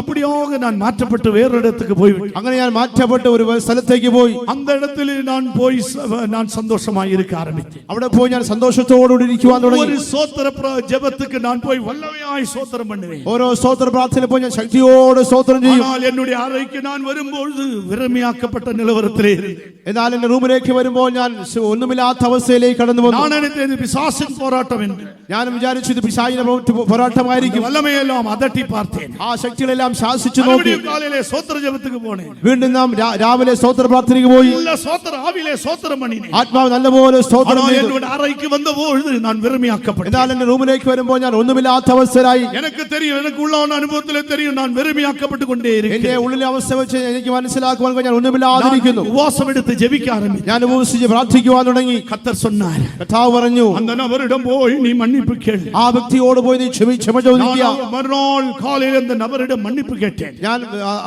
മറുദിവസം രാവിലെ ആ വ്യക്തിയോട് ക്ഷമ ചോദിച്ചു. போய் சென்று மன்னிப்பு கேட்டேன். അവിടെ പോയി ക്ഷമ ചോദിച്ചു. கேட்டபோது இப்பொழுதாவது உங்கள் கண் தெளிந்து விட்டதா என்று சொன்னார். ഇപ്പോഴെങ്കിലും നിങ്ങളുടെ കണ്ണ് തുറന്നോ എന്ന് ചോദിച്ചു. எனக்கு வந்த கோபம், பிசாசு சொல்றான் எல்லாம் அவிழ்த்து விடு, அவங்க செய்த கிரியையெல்லாம் அவிழ்த்து விடு. എനിക്ക് വന്ന കോപത്താൽ അവൾ ചെയ്ത എല്ലാ കാര്യങ്ങളും അവിടെ അഴിച്ചു വിട്ടു. அழித்து விடு என்று பிசாசு சொல்லுகிறார். അവിടെ നശിപ്പിച്ച് കളയുന്ന പിശാച് പറയുന്നു. அந்த அவங்க செய்த பிரச்சனைகள் எல்லாம் சொல்லு. അവർ പറഞ്ഞതായ പ്രശ്നങ്ങളെല്ലാം എടുത്തു പറയുവാന്ന് പിശാച് പറയുന്നു. நான் உடனே அதட்டினேன். ഞാൻ അവരെ ശാസിച്ചു. நான் மன்னித்து விட்டேன். ഞാൻ ക്ഷമിച്ചു. நான் மனப்பூர்வமாய் மன்னித்து ഞാൻ മനഃപൂർവ്വമായി ക്ഷമിച്ചു. நான் மௌனமாய் இருந்தது உண்மைதான். ഞാൻ മൗനമായിരുന്നത് സത്യം തന്നെ. ஆனால் என் இருதயத்திலே கசப்பு இருந்தது. എന്നാൽ എന്റെ ഹൃദയത്തിൽ കയ്പുണ്ടായിരുന്നു. அந்த கசப்பு தான் என்னுடைய பாத்திரம் உடைய ஆரம்பித்தது. ആ കയ്പാകുന്നു എന്റെ പാത്രം ഉടയുവാനുള്ള കാരണം. மன்னிப்பு கேட்டபோது, ഞാൻ ക്ഷമ ചോദിച്ചപ്പോൾ, அவர்கள் எனக்காக ஜெபித்தபோது, അവർ എനിക്ക് വേണ്ടി പ്രാർത്ഥിച്ചപ്പോൾ சந்தோஷத்தோடு திரும்பி வந்தேன். സന്തോഷത്തോടെ ഞാൻ മടങ്ങി വന്നു. அருமையானவர்களே, மறுநாள் காலையிலே ஸ்தோத்திர ஜெபத்துக்கு எழுந்தேன். പ്രിയമുള്ളവരെ, അടുത്ത ദിവസം സ്തോത്ര പ്രാർത്ഥന എഴുന്നേറ്റു. ஸ்தோத்திரம் பண்ண ஆரம்பித்தேன். സ്തോത്രം ചെയ്യുവാൻ തുടങ്ങി. ஒரு நிறைவான அனுபவம், ഒരു നിറവായ അനുഭവം ഉണ്ടായി. காலையிலே கர்த்தர் என்னோடு பேச ஆரம்பித்தார். രാവിലെ തന്നെ ദൈവനോട് സംസാരിക്കുവാൻ തുടങ്ങി. வார்த்தைகளை தந்தார். ദൈവം വാക്കുകളെ തന്നു, வசனத்தை தந்தார், വചനത്തെ തന്നു, வெளிப்படுத்தலை தந்தார், വെളിപ്പാടുകൾ തന്നു. இழந்து போன ஆசீர்வாதங்களை மறுபடியும் புதுப்பிக்க ஆண்டவர் உதவி செய்தார். നഷ്ടപ്പെട്ടു പോയ അനുഗ്രഹത്തെ വീണ്ടും പ്രാപിപ്പാൻ ദൈവം സഹായിച്ചു. ஆனபடியால் உடைந்த அனுபவத்தோடு நீ தேவ சமூகத்திற்கு வந்திருக்கிறாயா? ആയാൽ ഉടഞ്ഞ പാത്രത്തെ പോലെ ദൈവത്തിൽ വന്നിരിക്കുന്നുവെങ്കിൽ, ஒருவேளை நீ மௌனமாய் இருந்திருக்கலாம், ഒരുപക്ഷെ നീ മൗനമായിരുന്നിരിക്കാം. ஒருவேளை நீ எதிர்த்து பேசாமல் மௌனமாய் இருந்திருக்கலாம், ഒരുപക്ഷെ എതിർത്ത് സംസാരിക്കാതെ മൗനമായിരുന്നേക്കാം. இருதயத்தின் கசப்பு நிமித்தம் நீ உடைந்த பாத்திரம் தான். എന്നാൽ ഹൃദയത്തിലെ കയ്പ് നിമിത്തം നീ ഉടഞ്ഞ പാത്രമാകുന്നു. அவருடைய பார்வையிலே அக்கிரமமாய் காணப்படுகிறது. ദൈവത്തിന്റെ ദൃഷ്ടിയിൽ അത് അതിക്രമമായി കാണപ്പെടുന്നു. அக்கிரமத்தை இன்று இரவு மன்னிக்க கர்த்தர் சித்தம் கொண்டிருக்கிறார். നിന്റെ അക്രമത്തെ രാത്രി ക്ഷമിക്കുവാൻ ദൈവം മനസ്സുള്ളവനായിരിക്കുന്നു. அவர் உனக்கு அருமையான கனமான பாத்திரமாக உன்னை சிருஷ்டித்த தேவன். ദൈവം വിലയേറിയ മാത്രമായി സൃഷ്ടിച്ചവനായ ദൈവം, உன்னை விலையேற பாத்திரமாய் தெரிந்தெடுத்த தேவன், വിലയേറിയ മാത്രമായി തിരഞ്ഞെടുത്തവനായ ദൈവം, சவுலை பவுலாக்கின தேவன், ശൗലിനെ പൗലോസാക്കിയ ദൈവം, நான் தெரிந்தெடுக்கப்பட்ட பாத்திரம் என்று கர்த்தரே சாட்சி கூறுகிறார். ഞാൻ തിരഞ്ഞെടുത്ത പാത്രം ദൈവം തന്നെ സാക്ഷ്യം പറയുന്നു. ஆனால் உன்னுடைய நிலவரம் இன்று ராத்திரி எவ்வாறாக காணப்படுகிறது? എന്നാൽ നിങ്ങളുടെ നിലവാരം ഇപ്പോൾ ഈ രാത്രി എപ്രകാരം ഇരിക്കുന്നു? பழைய ஏற்பாட்டிலே தேவன் இஸ்ரவேல் ஜனத்தை குறித்து இவ்வாறு சொல்லுகிறார். പഴയ നിയമത്തിൽ ദൈവം ഇസ്രായേൽ ജനത്തെ പറ്റി ഇപ്രകാരം പറഞ്ഞു, அவர் என்னை இரண்டு விதத்தில் எனக்கு விரோதமாக தீமை செய்தார். അവർ രണ്ടു വിധത്തിൽ എനിക്ക് വിരോധമായി ദ്രോഹം ചെയ്തു. ஜீவ தண்ணீராகிய ஊற்றாகி என்னை அவர் விட்டு விட்டார். ജലവെള്ളമായി എന്നെ അവർ ഉപേക്ഷിച്ചു. வெடிப்புள்ளதான தொட்டிகளை தெரிந்து கொண்டார். പൊട്ടക്കിണറുകളെ കുഴിച്ചു. യെരേമിയ 2-ാം അധികാരം 13-ാം വചനം. എന്റെ ജനം രണ്ടു ദോഷം ചെയ്തിരിക്കുന്നു. അവർ ജീവജലത്തിന്റെ ഉറവായി എന്നെ ഉപേക്ഷിച്ച് വെള്ളമില്ലാത്ത കിണറുകളെ പൊട്ടക്കിണറുകളെ തന്നെ കുഴിച്ചിരിക്കുന്നു. என் ஜனங்கள் இரண்டு தீமைகளை செய்தார்கள். ஜீவ தண்ணீர் ஊற்றாகிய என்னை விட்டு விட்டார்கள். தண்ணீர் நிற்காத தொட்டிகளாகிய வெடிப்புள்ள தொட்டிகளை தங்களுக்கு வெட்டி கொண்டார்கள். தண்ணீர் நிற்காத வெடிப்புள்ள தொட்டிகளை அவர்கள் வெட்டி கொண்டார்கள். വെള്ളമില്ലാത്ത കിണറുകളെ പൊട്ടക്കിണറുകളെ അവർ കുഴിച്ചു. ജീവനുള്ള தண்ணீராகிய என்னை அவர்கள் விட்டு விட்டார். ജീവജലത്തിന്റെ ഉറവയായ എന്നെ അവർ ഉപേക്ഷിച്ചു. அருமையானவர்களே, கர்த்தருடைய வருகை மிகவும் சமீபமாயிருக்கிறது. പ്രിയമുള്ളവരെ, കർത്താവിന്റെ വരവ് ഏറ്റവും സമീപിച്ചിരിക്കുന്നു. நீங்கள் உங்கள் பாத்திரம் எவ்வாறு இருக்கிறது? നിങ്ങളുടെ പാത്രം എങ്ങനെയിരിക്കുന്നു? ஒருவேளை சோதனை நிமித்தம் அது உடைந்து போயிருக்கலாம். ഒരുപക്ഷെ ശോധന നിമിത്തമായി ഉടഞ്ഞിരിക്കാം. ஒருவேளை நீங்கள் யாருக்கும் தீமை செய்யவில்லை, ஆனால் தீமை வந்தபோது உடைந்து போய் விட்டோம். ഒരുപക്ഷെ നിങ്ങൾ ആർക്കും ദോഷം ചെയ്തിട്ടില്ല, പക്ഷേ തിന്മ നിമിത്തമായി അത് ഉടഞ്ഞിരിക്കാം. ஆனால் இன்று இரவு அந்த பாத்திரத்தை செப்பனிடும்படியாக, എന്നാൽ ഇന്ന് രാത്രികാലം ആ പാത്രത്തെ ശരിയാക്കുവാൻ, இந்த இரவு உன்னுடைய பாத்திரத்தை சரி செய்யும்படியாக, ഇന്ന് രാത്രി ആ പാത്രത്തെ ശരിയാക്കുവാൻ இயேசுவும் பரிசுத்த ஆவியான நம்மத்திலே உலாவிக் கொண்டிருக்கிறார். எத்தனை பேர் ஆவியிலே உணர்றீர்கள்? യേശു പരിശുദ്ധാത്മാവ് നമ്മുടെ മധ്യ ഉലാവിക്കൊണ്ടിരിക്കുന്നു. എത്ര പേർ ആത്മാവിൽ അറിയുന്നു? கோயிலுக்கு வருகிறீர்கள், உண்மைதான். കൂട്ടങ്ങൾക്ക് വരുന്നത് സത്യം തന്നെയാണ്. தேவாலயத்துக்கு வருகிறீர்கள் உண்மைதான். ദേവാലയത്തിലേക്ക് വരുന്നത് സത്യം തന്നെയാണ്. ஆனால் உன்னுடைய பாத்திரத்தின் நிலவரத்தை ஆண்டவர் இன்றைய ராத்திரி உனக்கு எச்சரித்துக் கொண்டிருக்கிறார். നിങ്ങളുടെ പാത്രത്തിന്റെ അനുഭവത്തെ ദൈവം നിങ്ങളെ മുന്നറിയിക്കുന്നു. உன்னுடைய உடைந்து போன பாத்திரமாய் இருந்தால் ஆண்டவருடைய ஆசீர்வாதம் நிற்கவே நிற்காது. നിങ്ങളുടെ പാത്രം ഉടഞ്ഞ പാത്രമാകുന്നെങ്കിൽ ദൈവത്തിന്റെ അനുഗ്രഹം അവിടെ നിൽക്കുകയില്ല. அப்படியால் தான் நீ ஆவிக்குரிய ஆசீர்வாதங்கள் எல்லாம் இழந்தவளாய் காணப்படுகிறாய். അത് നിമിത്തമായി ദൈവത്തിന്റെ അനുഗ്രഹങ്ങൾ പെട്ടവനായി കാണപ്പെടുന്നു. பிசாசு கிரியை செய்து என்று சொல்லாதே. പിശാച് പ്രവർത്തിക്കുന്നു എന്ന് പറയാതെ. பிசாசு வல்லமை என்னுடைய ஆவிக்குரிய ஜீவிதத்துக்கு விரோதமாய் கிரியை செய்து என்று சொல்லாதே. പിശാചിന്റെ ആത്മീയ ജീവിതത്തിന് വിരോധമായി പ്രവർത്തിക്കുന്നു പറയാതെ. பிசாசின் வல்லமையை தகர்க்கும்படியாக கர்த்தர் உன்னை அபிஷேகித்திருக்கிறார். പിശാചിന്റെ ശക്തിയെ തകർക്കുവാൻ കർത്താവ് നിങ്ങളെ അഭിഷേകം ചെയ്തിരിക്കുന്നു. இன்றைக்கு ராத்திரி நீ உடைந்த பாத்திரமாய் இருப்பாய். ഇന്ന് രാത്രി നിങ്ങൾ ഒരു ഉടഞ്ഞ പാത്രമായിരിക്കുന്നുവെങ്കിൽ പാത്രത്തെ വണൈந்ததான கர்த்தரிடம் நீ ஒப்பு கொடுப்பாய். നിങ്ങളെ മെനഞ്ഞതായ പാത്രം മെനഞ്ഞതായ കർത്താവിനകത്തിൽ സമർപ്പിക്കുന്നുവെങ്കിൽ, ജീവിതത്തെ கர்த்தரிடம் ஒப்பு கொடுப்பாய். ജീവിതത്തെ കർത്താവിനകത്തിൽ സമർപ്പിക്കുന്നുവെങ്കിൽ கர்த்தர் மறுபடியும் உன்னை வணைந்து உடைந்த அனுபவத்தை எல்லாம் மாற்ற வல்லமை உள்ள தேவன் நம்முடைய தேவன். കർത്താവ് മനോഹരമായി മെനഞ്ഞ് നിങ്ങളെ ഉടഞ്ഞ അനുഭവത്തെ മാറ്റുവാൻ ശക്തിയുള്ളവനായിരിക്കുന്നു. மறுபடியும் உங்களை புதுப்பிக்க விரும்புகிறார். വീണ്ടും അവൻ പുതുപ്പിക്കുവാൻ ആഗ്രഹിക്കുന്നു. ஆண்டவருடைய பக்கமாக இழுத்துக் கொள்ளும்படியாய் விரும்புகிறார். വീണ്ടും ദൈവത്തിന്റെ പക്ഷമായി തിരിക്കുവാൻ ദൈവം ആഗ്രഹിക്കുന്നു. அப்படியால் தான் இப்படிப்பட்ட ஒரு சுவிசேஷ கூட்டத்தை ஏற்படுத்தியிருக்கிறார். അതുകൊണ്ടാണ് ഇങ്ങനത്തെ ഒരു സുവിശേഷ കൂട്ടം ഇവിടെ ആത്മാவை നേസിച്ചവർ ഏർപ്പെടുത്തിയിരിക്കുന്നു. നിങ്ങളുടെ ആത്മാവിനെ സ്നേഹിച്ചവർ ക്രമീകരിച്ചിരിക്കുന്നു. നീ വരുവായാ, അവന്റെ പക്ഷത്തിലേക്ക് നീ വരുവീൻ. അവരുടെ പക്കമായി വരുവായാ, അവന്റെ പക്ഷത്തിലേക്ക് വരുവീൻ. ஆண்டவரே, நான் உடைந்த நொறுங்குண்ட அனுபவத்திலே இருக்கிறேன். കർത്താവേ, ഞാൻ തകർന്നു നുറിയുമായ ഒരു അനുഭവത്തിൽ ഇരിക്കുന്നു. என்னை உருவாக்குவையா, എന്നെ ഉരുവാക്കണമേ. ஓ, என்னை செப்பனிட வேண்டுமே. എന്നെ ശരിയാക്കണമേ. இனி உம்முடைய ஆசீர்வாதத்தை நான் இழந்து போக கூடாது. ഇനി ഞാൻ നിന്റെ അനുഗ്രഹത്തെ നഷ്ടപ്പെടുത്തുവാൻ പാടില്ല. ஓ, இனி என்னுடைய ஆசீர்வாதம், தேவன் தருகிற ஆசீர்வாதத்தை நான் இழந்து விடவே கூடாது. ദൈവം തരുന്ന അനുഗ്രഹത്തെ ഞാൻ നഷ്ടപ്പെടുത്തുവാനേ പാടില്ല. ஓ, ഉന്നതமான സകലവിധமான ആശീർവാദങ്ങളാൽ கர்த்தர் நம்மை நிறைத்திருக்கிறார். സ്വർഗ്ഗത്തിലെ സകലവിധമായ ആത്മീയ അനുഗ്രഹത്തെ കർത്താവ് നമ്മെ അനുഗ്രഹിക്കുന്നു. യേശു சொன்னார், യേശു പറഞ്ഞു, മത്തായി സുവിശേഷം 6-ാം അധ്യായം 33-ാം വചനത്തിലെ, മത്തായിയുടെ സുവിശേഷം 6-ാം അധ്യായത്തിന്റെ 33-ാമത്തെ വാക്യത്തിൽ, முதலாவது தேவனுடைய ராஜ்யத்தையும் நீதியும் தேடு, அப்பொழுது இவைகளெல்லாம் கூட கொடுக்கப்படும். ഒന്നാമതായിട്ട് ദൈവത്തിന്റെ രാജ്യത്തെയും നീതി അന്വേഷിക്കുക, അതോടുകൂടി ഇതെല്ലാം നിങ്ങൾക്ക് ലഭിക്കും. முதலாவது நீ தேட வேண்டியது கர்த்தருடைய ராஜ்யம் நீதியும். ഒന്നാമതായി നിങ്ങൾ അന്വേഷിക്കുന്ന ദൈവത്തിന്റെ രാജ്യത്തെയും നീതിയെയും. ஆனால் நாம் இப்போது என்ன செய்கிறோம்? എന്നാൽ നാം ഇപ്പോൾ എന്ത് ചെയ്യുന്നു? உதாரணமாய் ஒரு கார் வாங்க வேண்டும் என்றால், ഉദാഹരണമായി ഒരു കാർ മേടിക്കണമെങ്കിൽ நாம் எப்படி ஜெபிப்போம்? നാം എങ്ങനെ പ്രാർത്ഥിക്കും? டொயோட்டா கார் நம்முடைய மனதிலே வந்துவிடும். നാം അന്വേഷിക്കുന്ന കാർ ആദ്യം നമ്മുടെ മനസ്സിൽ വരും. மனதிலே வந்து அப்படியே நிற்கும். ആ മനസ്സിൽ വന്നത് അങ്ങനെ നിൽക്കും, இருதயத்தில் நிற்கும், ഹൃദയത്തിൽ അങ്ങനെ നിൽക്കും. ஆண்டவரே, எனக்கு இந்த டொயோட்டா தாரும். കർത്താവേ, എനിക്ക് ഈ ടൊയോട്ട കാർ തരണമേ എന്ന് പറയും. கர்த்தருடைய வருகை மட்டும் டொயோட்டா கார் கிடைக்கவே கிடைக்காது. കർത്താവിന്റെ വരവരെയും ടൊയോട്ട കാർ കിട്ടുകയില്ല. நான் ஜெபித்தேன், கர்த்தர் ஏன் கேட்கவில்லை? ഞാൻ പ്രാർത്ഥിച്ചു, കർത്താവ് എന്തുകൊണ്ട് കേട്ടില്ല? ஏனென்றால் உன் மனதிலே டொயோட்டா கார் இருந்தது, இயேசு இல்லை. എന്തുകൊണ്ടാണ് നിങ്ങളുടെ ഹൃദയത്തിൽ ടൊയോട്ട കാർ ഉണ്ടായിരുന്നു, യേശു ഉണ്ടായിരുന്നില്ല? அநேகருடைய ஜெபம் கேட்கப்படாது இருக்கிறது காரணம் அவருடைய மனதிலே அந்த பொருள் வந்து காணப்படுகிறது. ഇത് അനേകരുടെ പ്രാർത്ഥനകൾ ദൈവം കേൾക്കാത്തതിന്റെ കാര്യം അവിടെ മനസ്സിൽ ആ വസ്തു വന്നിരിക്കുന്നു. இயேசு என்ன சொன்னார்? യേശു എന്ത് പറയുന്നു? முதலாவது தேவனுடைய ராஜ்யத்தை தேடு, ഒന്നാമത് ദൈവത്തിന്റെ രാജ്യത്തെ അന്വേഷിക്കുകയും நீதியை தேடு, അവന്റെ നീതി അന്വേഷിക്കുക. அப்பொழுது இந்த டொயோட்டா கார் கூட கொடுக்கப்படும். അപ്പോൾ ഈ ടൊയോട്ട കാറും കൂടെ ലഭിക്കും, வீடும் கூட கொடுக்கப்படும், വീടും കൂടെ ലഭിക്കും, எல்லா விதமான ஆசீர்வாதம் கொடுக்கப்படும். എല്ലാവിധമായ അനുഗ്രഹങ്ങൾ നൽകപ്പെടും. பிசாசு அநேக பிள்ளைகளை வஞ்சித்துக் கொண்டிருக்கிறார். ഇപ്പോൾ പിശാച് അനേക മക്കളെ വഞ്ചിക്കുന്നു. பொருளை ஆவியிலே கொண்டு வந்து, ചില വസ്തുക്കളെ ചിന്തയിൽ കൊണ്ടുവന്നിട്ട് இருதயத்திலே கொண்டு வந்து, ഹൃദയത്തിൽ കൊണ്ടുവന്ന് ஜெபிக்க வைக்கிறார். പ്രാർത്ഥിക്കാൻ പറയുന്നു. ஆனால் கிடைக்க மாட்டேன். എന്നാൽ ലഭിക്കുന്നില്ല. இதனால் தான் அநேகர் விசுவாசம் விட்டு போய் கொண்டிருக்கிறார். ഇത് നിമിത്തം അനേകർ വിശ്വാസത്തിൽ നിന്ന് അകന്നു പോകുന്നു. மனுஷகுமாரன் வெளிப்படும் போது பூமியிலே விசுவாசத்தை காண்பாரோ? മനുഷ്യപുത്രൻ വെളിപ്പെടുമ്പോൾ ഭൂമിയിൽ വിശ്വാസം കണ്ടെത്തുമോ? ஏனென்றால் நம்முடைய ஆவியிலே கர்த்தரை தேட வேண்டும். എന്നാൽ നമ്മുടെ ആത്മാവിൽ നാം നമ്മുടെ ദൈവത്തെ അന്വേഷിക്കണം. ராத்திரி தீர்மானம் செய்வோமா? ഈ രാത്രി തീരുമാനിച്ചു ஆவியிலே கர்த்தரை தேடுவோமா? ആത്മാവിൽ ദൈവത്തെ തേടാം. இருதயத்திலே கர்த்தருக்குள் களி கூறுவோமா? ഹൃദയത്തിൽ ദൈവത്തിൽ സന്തോഷിക്കാം. வேற ஒன்று நீங்கள் தேட வேண்டாம். വേറെ ഒന്നും നിങ്ങൾ അന്വേഷിക്കേണ്ട. பூமிக்குரிய காரியங்களை தேட வேண்டாம். ഭൗമികമായ കാര്യങ്ങൾ തേടേണ്ട. நம்முடைய ஆத்துமா குணமாய் இருந்தால், നിങ്ങളുടെ ആത്മാവ് ഗുണമായിരിക്കുന്നുവെങ്കിൽ, நம்முடைய ஆவி தேவனை தேடும் என்றால், ആത്മാവ് ദൈവത്തെ തേടുന്നുവെങ്കിൽ சரீரத்திலும் விடுதலை உண்டாகும். ശരീരത്തിലും നിങ്ങൾക്ക് വിടുതലുണ്ടാകും.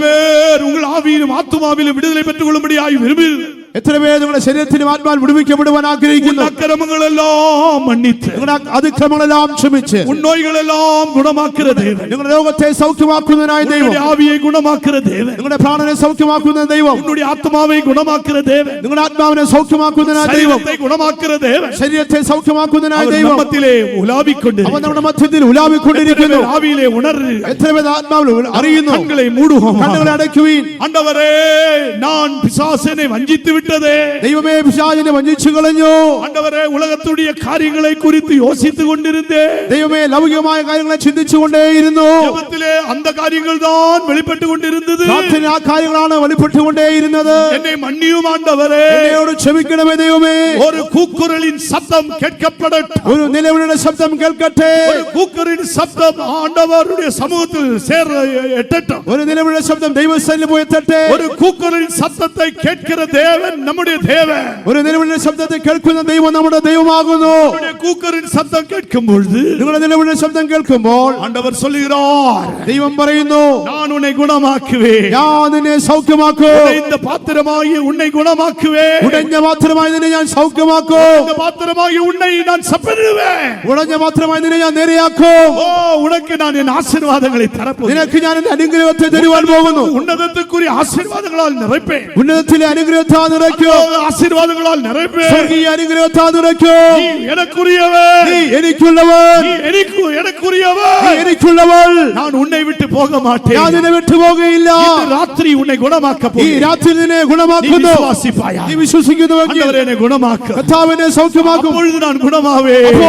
ഞാൻ സുഖമാകും. அவருடைய கண்களை மூடி എല്ലാവരും കണ്ണടയ്ക്കുവീൻ. ஆண்டவருடைய சமூகத்தில் ஒப்பு விடுங்க. ദൈവസന്നിധിയിൽ സമർപ്പിക്കുവീൻ. எந்த நிலவரத்தில் நீ வந்தால், ഏതവസ്ഥയിലായിരുന്നാലും, எந்த ആഴത്തിൽ நீ போனாலும், ഏതവസ്ഥയിൽ പോയാലും, எந்த பின்மாற்ற நிலவரத்தில் இருந்தாலும், ഏത് പിന്മാറ്റ അവസ്ഥയിലായിരുന്നാലും, ராத்திரி வேளையிலே ഈ രാത്രിയിൽ உன்னை குணமாக்கும்படி നിന്നെ സൗഖ്യമാക്കുവാൻ அதற்கு நேரம் தேவையில்லை. അതൊക്കെ സമയം ആവശ്യമില്ല. அதற்கு நேரம் தேவையில்லை. അതിന് സമയം ആവശ്യമില്ല. உன் വായിலிருந்து നീ அறிக்கை செய்வாய். വായ് കൊണ്ട് ഏറ്റുപറയുന്നുവെങ്കിൽ, ஆண்டவரே, என்னை விடுவிக்க வேண்டுமே, കർത്താവേ എന്നെ വിടുവിക്കണമേ, நீ அறிக்கை செய்வாய் என்று ഏറ്റുപറയുന്നുവെങ്കിൽ இப்பொழுதே ഇപ്പോൾ തന്നെ ഇപ്പോൾ തന്നെ உன்னை குணமாக்கும்படி എന്നെ സൗഖ്യമാക്കുവാൻ வல்லமையை பெற்றுக்கொள். ശക്തിയെ പ്രാപിക്കുവീൻ. குணமாக்கப்பட்டவர்கள் ஒரு வல்லமையை பெற்றுக்கொள்ளுங்க.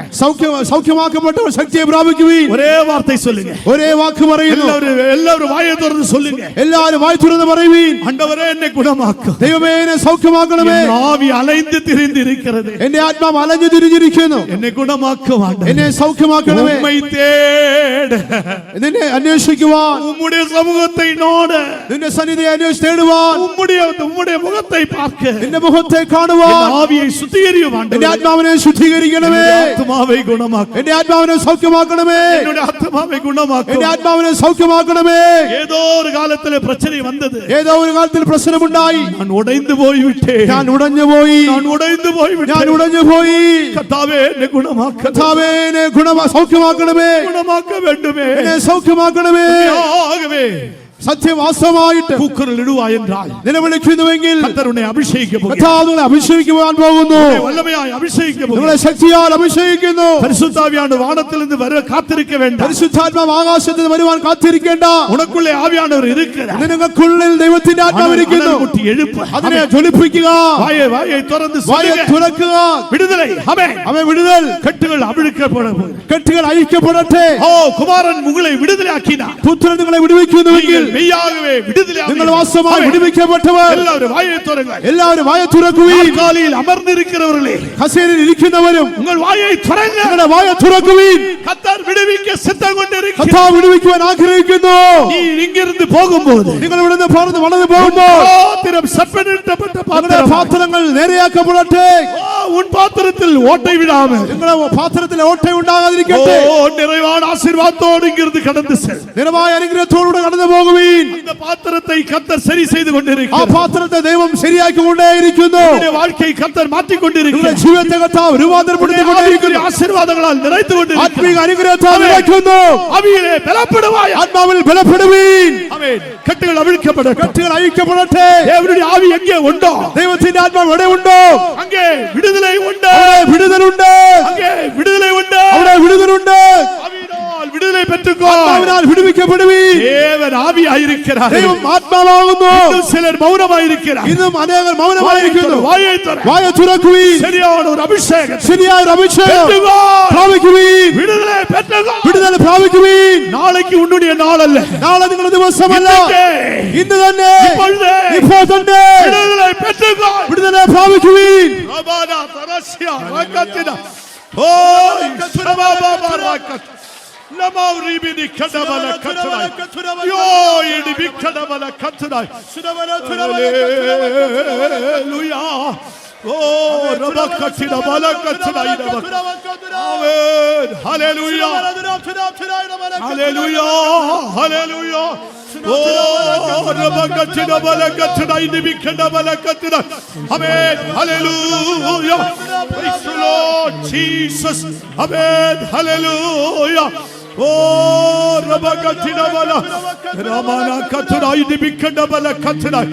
ആമേൻ. വെളിച്ചങ്ങൾ വീശുന്നു, അന്ധകാരം മാറുന്നു. വെളിച്ചങ്ങൾ വീശുന്നു, അന്ധകാരം മാറുന്നു. ദൈവത്തിൽ